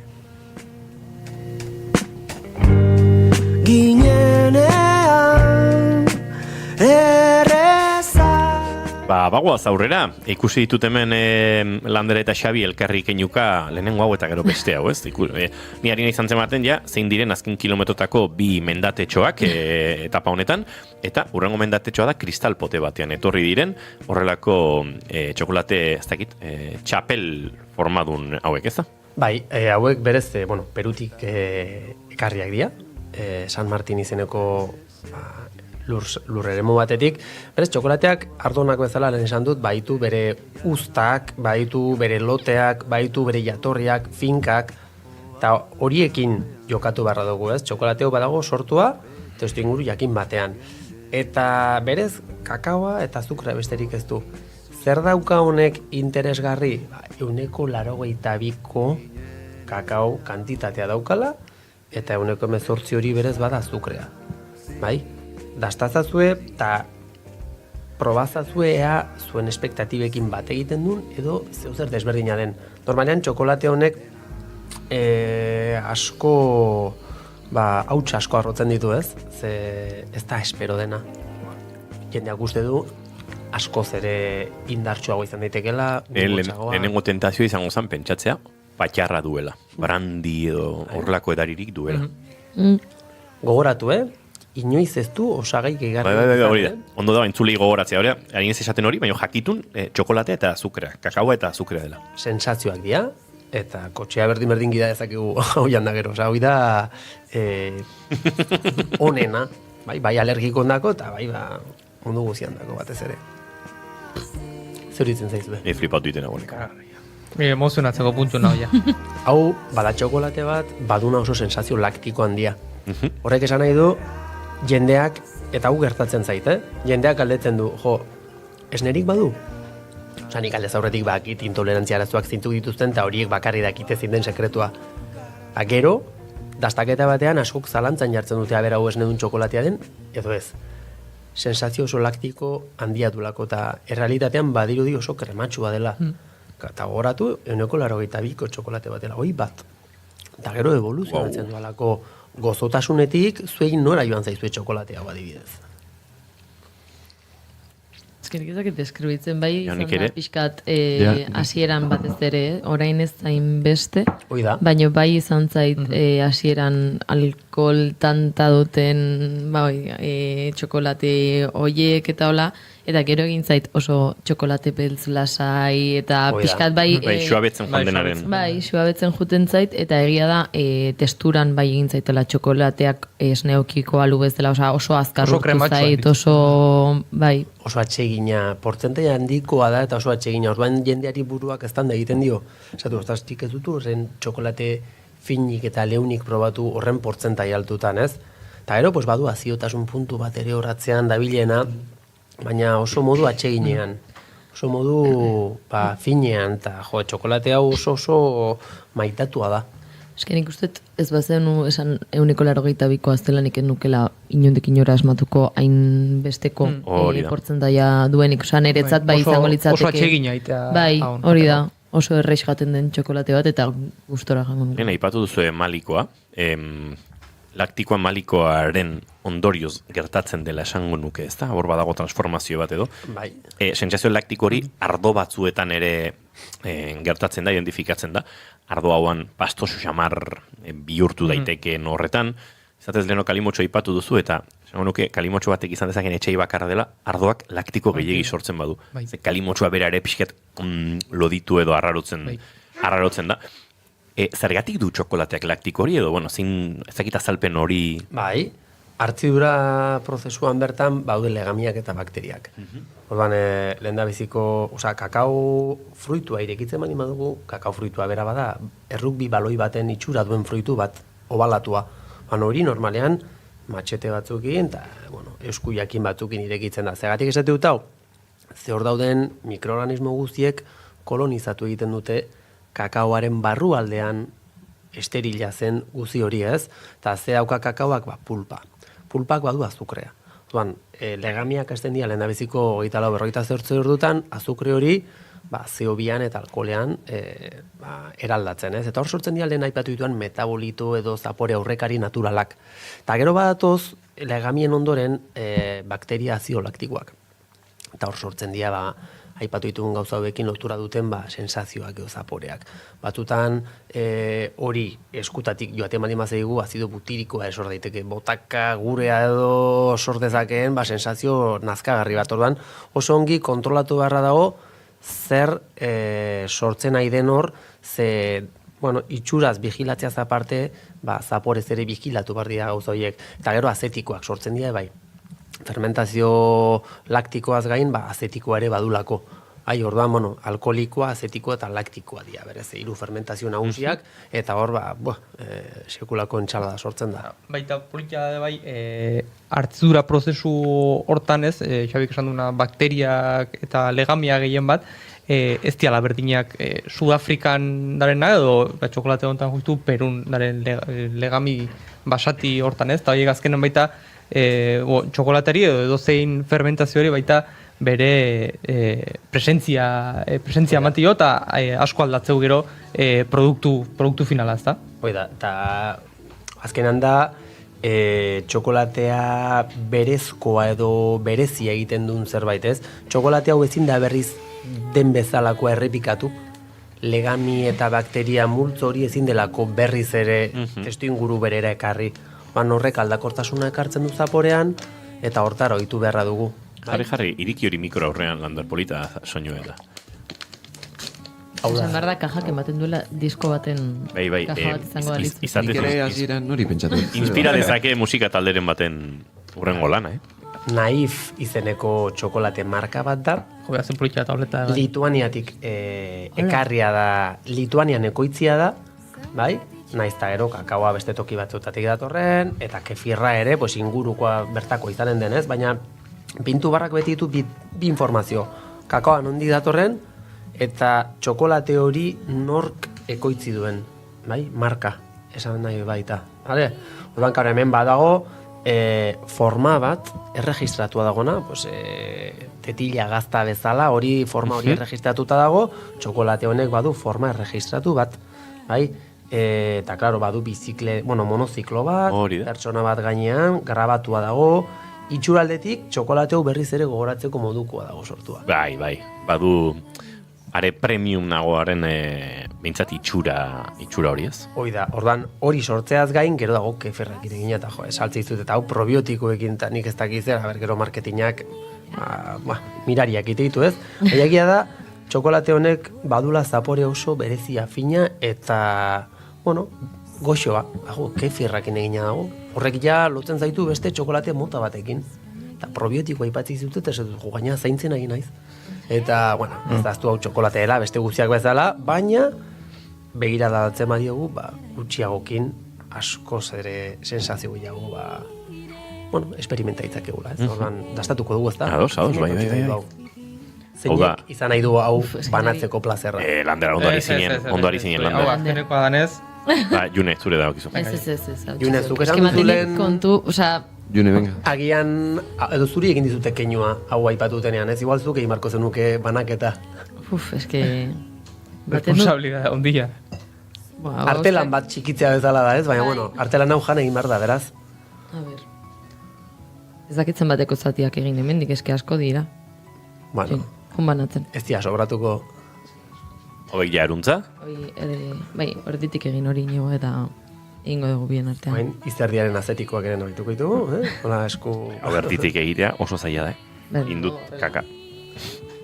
Oain begiratu, kolorea berez... Desberdina da. Usaia... Gazta ez? Gazta iriki gabea gainera, azalak usaina daukanean. Eta, gorrotxateik badu, kestatutako esneakin egindako txokolate bat, eta hemen azkenean ikusiko zen nola, esnedun txokolatea den, baina honekin bagatoz aldarrikatzea esnedun txokolateek izan ditzaketela kakao kantitate oso altuak eta esne bikainak. Ez bakarrik gozoki modura dastatuko den karamelo bat baizik eta hau ere gurmeta da. Ahotan oso fina, oso iradokitzailea, bomba ikaragarri fina eta polita. Oso nahi asko gustatzen zaitau. Bai. Wow. zeritu zaizue. Wow. Eske badauka gaztatik Horren ere. atzean. Bai, hori da, Bai, zaporean osea- ere nabaritzen ez dakit gazta zehazki baino, bada hor ikutu moduko bat. Bezala. Nik pixat emozioaren mugan, bai, wow. A ber, bai, honi hitze jarriko izkiot, Xabi. Bueno, azteko inondik inora espero ez duzun Zapore festa bat hauan. Erabat atsegina, esango nuke batzutan komplexutasunean, Zapore batzuk jendeari egin dakizkiokela ezer oso, gogor, mingots, erabat atsegina. Baina bai, kerik gabe izan da ere lehen kea aipatu duzu eta horrek sugestio puntu bat akaso sortu dinan, ke puntu bat badu, ez, Idiazabal keetuaren azalaren usain hori eta Zapore puntu hori. Eta bai, pixat ardia datorkio txokolate honi. Bai. Imaginatu, ze aventura experimentatzen nahi garen, txokolateari urtzen uzten digularik bakarrik, Pentsatu, hemen niekin dagoen jende honek ez du entrenatu. Gaur, begira daldatzekin bakarrik, biaz zenolako esperientzia desberdinak sortzen nahi zaizkizuen zuei. Eta ja trebatuko bazinete, oandik ere, desberdinagoa izango litzateke, hobea ez dakit, baina, karo, honek irekitzen nahi digu leio berri bat, eta txokolaterik bikainenak ere, beste modu batean begiratu barraia, eta hola hartuak izateko ere pentsatuak dira. Ze honen atzean badago sekulako lana. Horrotxategi ipatu zulen, badira bestein beste, baina Rafak hemen, urtetan egin du lana, traiziotik abiatuta, baina modernitatean ere sartu da, holako txokolate proposamen berria sortu. Baina Rafak badu bere txokolatean tabletan erdian kakao alde bat. Bai. Horrek hezkuntza aldetik suposatzen duena da, konektatzea txokolate tableta hori bere jatorriakin, hau da. Txokolate hori ekoitzia izan da kakao ale hortatik abiatuta. Horrek sortzen duna iradokizuna eta ikasketa bada barbaridade bat. Ze da, nik ezagutzen duan lehen da biziko hori egiten. Eta txalo egiten dioten mendik, aparte nire laguna da, baina egia da, poz-poz jarri nintzela, ze nik unibertsitatean bai eskolak emate ditut, eta, karo, hezkuntzan aldetik, segulako materiala. Guk ere asko maite dugu Rafa Gorrotxategi, pentsa, nik inauterietan mozorroa Rafa Gorrotxategi bera aukeratu nuen, eta arekin daukat argazkia. Komentatu genuen, ba? Bai. Eta txokolatea egiten pasa nuen inauteritako egun hori guztia. Ez akaso nahiko nuken mailako txokolatea egiten, baina txokolatea egiten. Uste dut hau dena interpretatu eta lurrera jetxi behar dugula, akaso bigarren kafe bateri hartu beharko dugula Xabi Urizarrekin, kakao tasting, haren marka edo esango dut, edapenerako erraminta, Instagramen eta saretan horrela topa dezakezue. Xabi, placer bat izan da, placer sensoriala, placer divulgatiboa, ezagutzari dagokiona, asko ikasi dugu, eta, dagokion arduragatik, Lander Kornago zuri ere eskerrak, gaur Xabi gurera ekartzeagatik, aspaldi aipatu zen igun, hori gure planetan zegoela, eta ikaragarri, Xabi, mila esker benetan. Zubei, ni ikaragarri kustora goten naizolako tokitan, eta euskaraz baldin bada, oendik ere, hobe. Orduan, mila esker guztioi, ni ego naiz gustoren, nik usteot, ni ego naizela gustoren. Zakit banik, gu ez otegaren gustora egon, juneeneko. Bai, ni ere... Ja, ez dakit bazkalduko dudan, hau dena janda. Bai, Zapore hau, Bai. Entzuleok enbidia asko emango genizuen, sentitzen dugu, maite zaituztegu, baina zuek baino gehiago, akaso maite dugu txokolatea badakizue.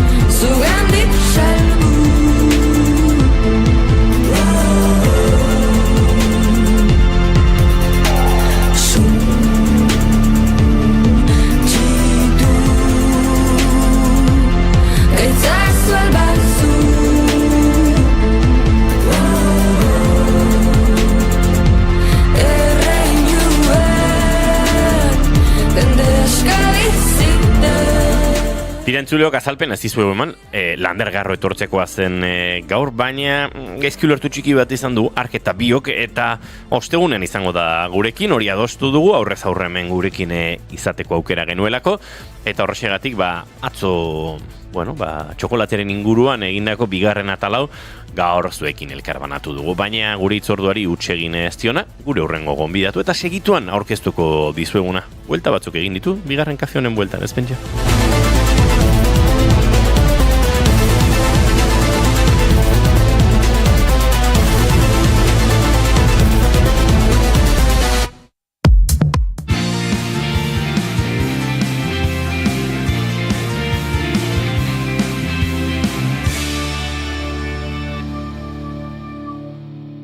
Emaiozu bigarren aukera bat egunari. Naiz irratian, bigarren kafea.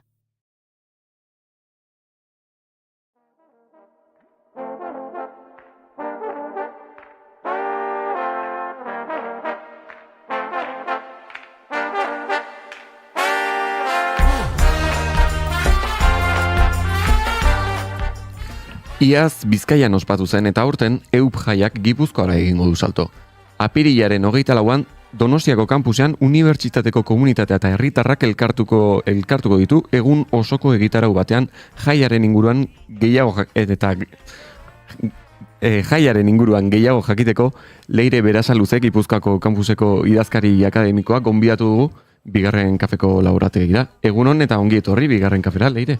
Egunon. Bueno, aurreko astean Goiurezi Zarandia lankideak Saharar errefugiatu kanpalekuetan aste honetan dagoenak esan zigunan lotu dizuete EUP jai horren inguruko entrevista eta badator eta hor jarri zuen da Leire Berasaluze. Leire Berasaluze letu izango da, bai, da, hori ere baldeu pentsatu genuen Leire Berasaluze gurera ekartzeko arrazoi asko topa genitzake, eta topatu izan ditugu iraganean, baina iraganean gure galdera ofizialak ez ziren oraindik gurean, beraz Leire egin egingo dizkizut, gonbidatu guzti egiten dizkigun bi galdera hauetatik bat aukeratu behar duzu. Bueno, biak aukera ditzakezu, baina exigentzia da bat behintzat aukeratzea. Eta galderak honela diote, bata, nola visualizatzen duzun zure funerala. Hori da, bat. Wow. The first one. Vale. Ja hori nahi duzu. Ja, hau da, baina niri pasatzen zaiten, jatetxe batean, hasten zaizkizu, kartaz kanpo daukagu eta lehenengo gauza esaten dutena, hori. Eta gero ja beste guztia zuten zuen. Eta Leireri gauza bera pasazaio, baina bigarren galdera da. Zinema zuzendari bat baletor. Eta esango balizu, Leire, nik zurekin pelikula bat egin nahi dut. Baina, pelikula horrek kontatuko du, oinarri izango du zure bizitza, baina ezin dut zure bizitza kontatu osorik. Aukeratu behar duzu zure bizitzaren pasarte bat pelikula hori edo gidoi hori nolabait kokatzeko. Horrela izan da, ze momentu aukeratuko zenukeen da galdera. Wow, lehenengo galderakin gelditzen naiz, zeren oso konektatuta dago abesti honekin, ez? Justuki eta ematen du oso crossover polita indezutela zakit propio norbetik Ez zegoen crossoverrik. Izatez erabaki dute momento eritxeño, 2 segundu lehenago, hau izango zela kantua, Leire, zizu bezorik esango. Ados, orain urte batzu gainera sanion lagun bat ijo, oso gazteilko banintz eta zu oraindik bizirik bazaude, gustatuko zaiten broken guztia eta ibilbedi etortzea abesti hau abestera nire funeralean, kiliki freskok Animal Crossing kantatzea, eta aita eta tapi bizirik baleude, ezinezko amodioa jotzeko, ere bai. Oso polita, baina ez da dila gertatu, Ez da dila gertatu, baina ze polita, bizu. Bueno, ez da dila gertatu, hori ez dugu nahi, baina eriotzari aurrez aurre ere begiratzen ikasi behar dugun, eta jakin zer nahi dugun gure eriotzaren aurrean, horregatik egiten dugu galdera hau, eta ez da kasualidad, Giltzapean bildu duzu ahotsa. Egia esan orain arte nuen pentsatu, baina Broken Brothersen arreglo honek, konponketa honek orain bat gararen gainean, badauka pixkat funeraletik ere. Bai, noski eske beraiek azkenean second line bat egiten dute, ez? Eta hori New Orleansetik, zuek egonak zaudete gainera, ez? Bai, ni bintza bai. Bai. Azkenean da funeral bat eta ondoren egiten den festa hori, ez? Dixieland musika guztiak pixat hortik edaten du, ez? Eta hemen badago. Bai.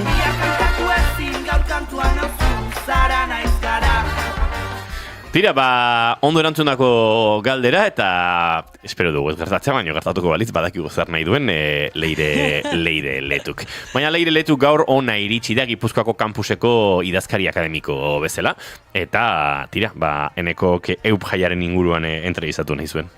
Hori da. Lehenik eta behin galdetu nahi nizun, zergatik erabaki zenuten EHUrentzat jai bat antolatzea. Behar bereziren bat erantzutea zen helburua edo besterik gabe sortu zen gauza bat izan zen? Nik uste ez dela besterik gabe sorturiko gauza bat, baizik eta EHUrekiko atxikimendu sentimendua pixka bat areagotzeko eventu bat nahi genuen, ez? Eta horreko urtean lehioan lortu zen kriston eguralitxarra intzun, eta alare milaka pertsona bildu ziren bertan, ez? Eta horregatik erabaki zen ibiltaria izatea festa, ez? Kampus bakoitza zeharkatzea urtez urte. Beraz, iaz Bizkaian esan dezute ospatu zela, eta zerbait aldazu dezute aurtengo ediziorako, Gipuzkoan ospatuko denerako? Ez dakit zerbait aldatu dugun, baina bai errektore ordeak bai nahi zuela txupina bota. Bai, koete eta guzti, ez? Eta hori behintzat bai sartu dugu programan, ez? 12etan hasiko da EHUko abesbatza, EHUko abestia edo himnoa abesten eta bar, eta ondoren txupina botako dute informatikako fakultateko dekanorde batek, ikasle ezberdinek, zeren aurten 50 urte betetzen ditu fakultateak berak, eta baita ere errugbi taldeak lehengo urtean brontzea lortu zulako Espainiako interunibertsitateetako txapelketan. Leku asko naromadu buruan, egon ginelako, izan ginelako. Eta nola antolatzen da olako jaien bat? Irakasleak eskatzen diete ikaslei ez dakit laguntza edo besterik gabe egiten da proposamen bat eta nahi duena joaten da edo nola sortzen da? Nola lan egiten da? Bi deialdi horiek egin ditugu, alde batetik ideia lehiaketa bat egin genuen. Entzun nahi genituen ikasleen ideiak nola irudikatzen zuten festa bera, ez? Eta askok programa bat bezala baita ere bidali zuten. Eta programan bertan adibidez bai agertzen ziren Iratzarre Romeria eta DJ Fresa Morango ere. Ez, orduan, hori euskarri hartuta eta ikasleak entzunez, eta, edozein langile entzunez, festaren programa antolatu dugu horren arabera. Bai. Orain programa ipatuta, errepaso bat egin nahiko nioke programari, goiti bera, eta eguna hasiko duzuek goizeko 11:30, ordundik aurrera, pintxoak doan egongo baitira, txosnetan, eta baita EHUren Tuna distrito. Bai, hori zer da? Zehaztu duzen ezak, Izan ziteken sushi taberna bat, Tuna distrito. Baina uste dut beste giro musikal batetik dator. Beste giro musikal batetik dator, orduan, unibertsitateak badu Tuna talde bat, eta, bertan egongo dira alaitzen, lehenengo tragoak hartzera joaten dana txosnetara, pintxoa doain, zeren, eskatu diegu kampuseko taberna guziei, 100 pintxo ekartzea taberna bakoitzak, eta orduan lehenengo tragoarekin, pintxoa doan izango dute. Txupina hasi aurretik, behintzat, eta, pintxoak amaitu arte. Noski, pintxoak amaitze baldin badira, orduzkerotik, ezingo da, pintxo gehiago jan. Txupina ipatu duzu, 12etan izango dela. Hori da. Eta gero ondoren EHU abesbatza? EHU abesbatza tartean egongo da eta aurretik ere. Orduan, abesti pare bat 3 abestuko dituzte, pixkat bertsio txikian etorriko dira, zeren, goizeko 12ak dira eta jende asko lanean dago. Orduan, ez dakit 30 pertsona inguru bilduko diran EHU abesbatzakoak. Eta ondoren txupina bota bezain pronto, ondo ezik elektrotxaranga hasiko da kampusa zeharkatzen. Eta kampusa zeharkatzen, baina beste eraikin batzuetara, edo kaletan zehar ibiliko da, edo besterik gabe kampusean bueltaka? Kampusean bueltaka, bai. Eta herri kirolak baita daude? Hori da. Ordu berean? Baita kampusen egongo izango dira? Bai, justuki Unamuno plazak baditu bi zelai handi, ez? Eta zelai handi batean egongo dira txosnak, eszenatokia eta Tuna eta elektrotxaranga hueltaka, eta ondoko zelai handian herrikirolak aldi berean ikasle, irakasle eta jende asko abuntatu da bertan parte hartzeko. Sokatira egongo da, aizkora egongo da, harria altxatzea egongo da, hori pixka bat danetik. Iunago zerua, merke egiten zaizu Gero, ordu bat erdietan unibazkaria izango da. Bazkaria, bueno, ja pentsatuta dago zer izango den, edo bada bakoitzak bere antolatu behar du, edo nola izaten da bazkaria hau? Bai, hasiera batean nahi genuen izugarrizko herri bazkaria antolatu, ez? Baina, beldurrez batez ere jende asko animatuko zenarekin, bueno, guk unibertsitate bezala jarriko ditugu mailak eta bakoitzak bere bazkaria gestionatu dezan.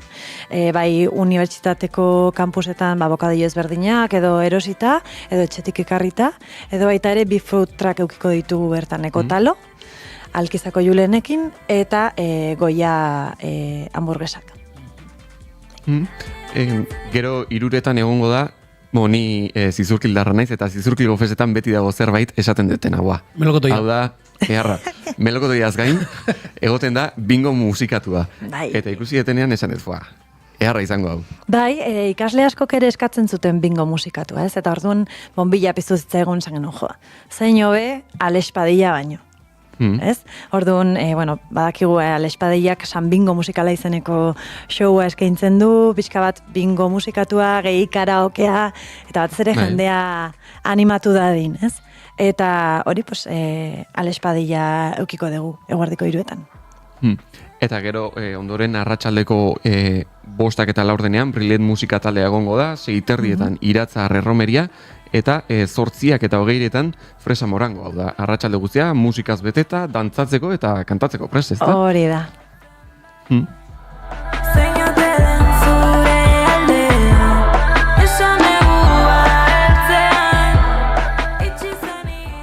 Eta, nik galdetu nahi nizuke, orain, badagozuk, egitarau honetan gauzatxoren bat esaten dezuna, nik hau benetan ondo pasako dut hemen, edo badago zerbait esaten dezuna honetarako gogoa dukat? Nik uste gogo gehien daukatala, ja Fresa Morangorako, zeren orduan ere eginkizunak bukatuko dira antolakuntzari dagokionez. Orduan, hor bai, gozatuko detela topera, nik usteet. Baina egia esan, Alexen showa ikusi gabe nago oraindik, eta gogo asko daukat bingo musikaturako ere. Datorren urtean, Arabara egingo du jauzi jaiak, aholkuren bat emango zenioke, antolatu beharko duenari, edo... Denbora zibiltzeko, ez? Horrelako festa, naiz txiki naiz erraldoiak antolatzeko denbora, planifikazioa behar da, eta batez ere denborakin hasta deitezen. Eta orain, azkenengo galdera bat, eta agian pertsonalago izango da, zuretzat festa batek edo jai batek ona izateko ze behar du? Nire ustez ambientea. Pertsonek berak egiten dugu jaia jai. Orduan, jendearen implikazioa eta umore ona, besterik gabe.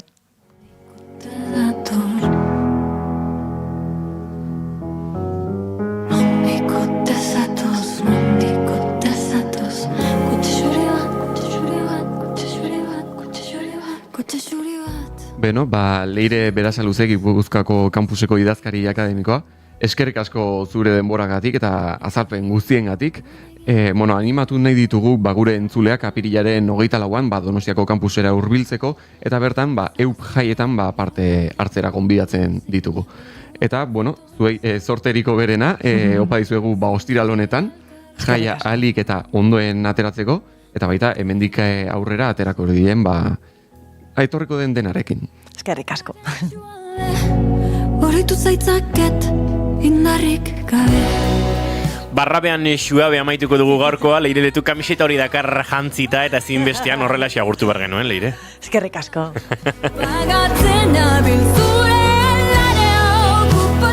Julen Goikotxe Arbegozo, datorren aste artean ikusiko dugu elkar. Ondo ibili. Eneko, zu bihar ikusiko zaitut hemen? Ni bihar arte. Entzuleok, agurtzeko ordua dugu informazioaren txanda orain bigarren kafearen ostean hemen naiz irratian. Bihar gu berriz ere hemen izango gara eta gainera Maren izango da gurean elkarrezketa akustikoan.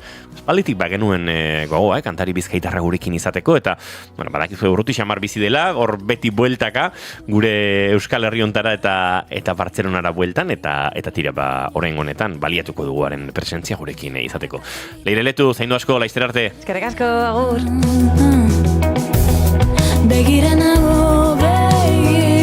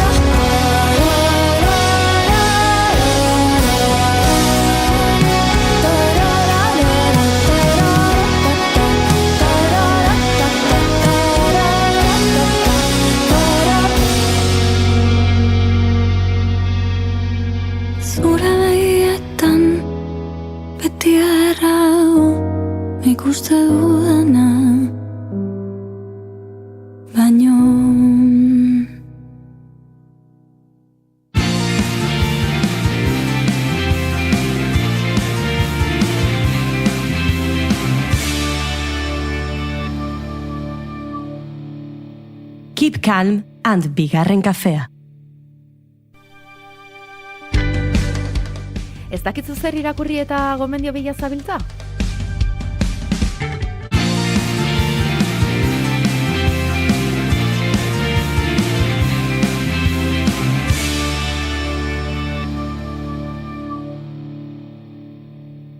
Keep Calm and bigarren kafea.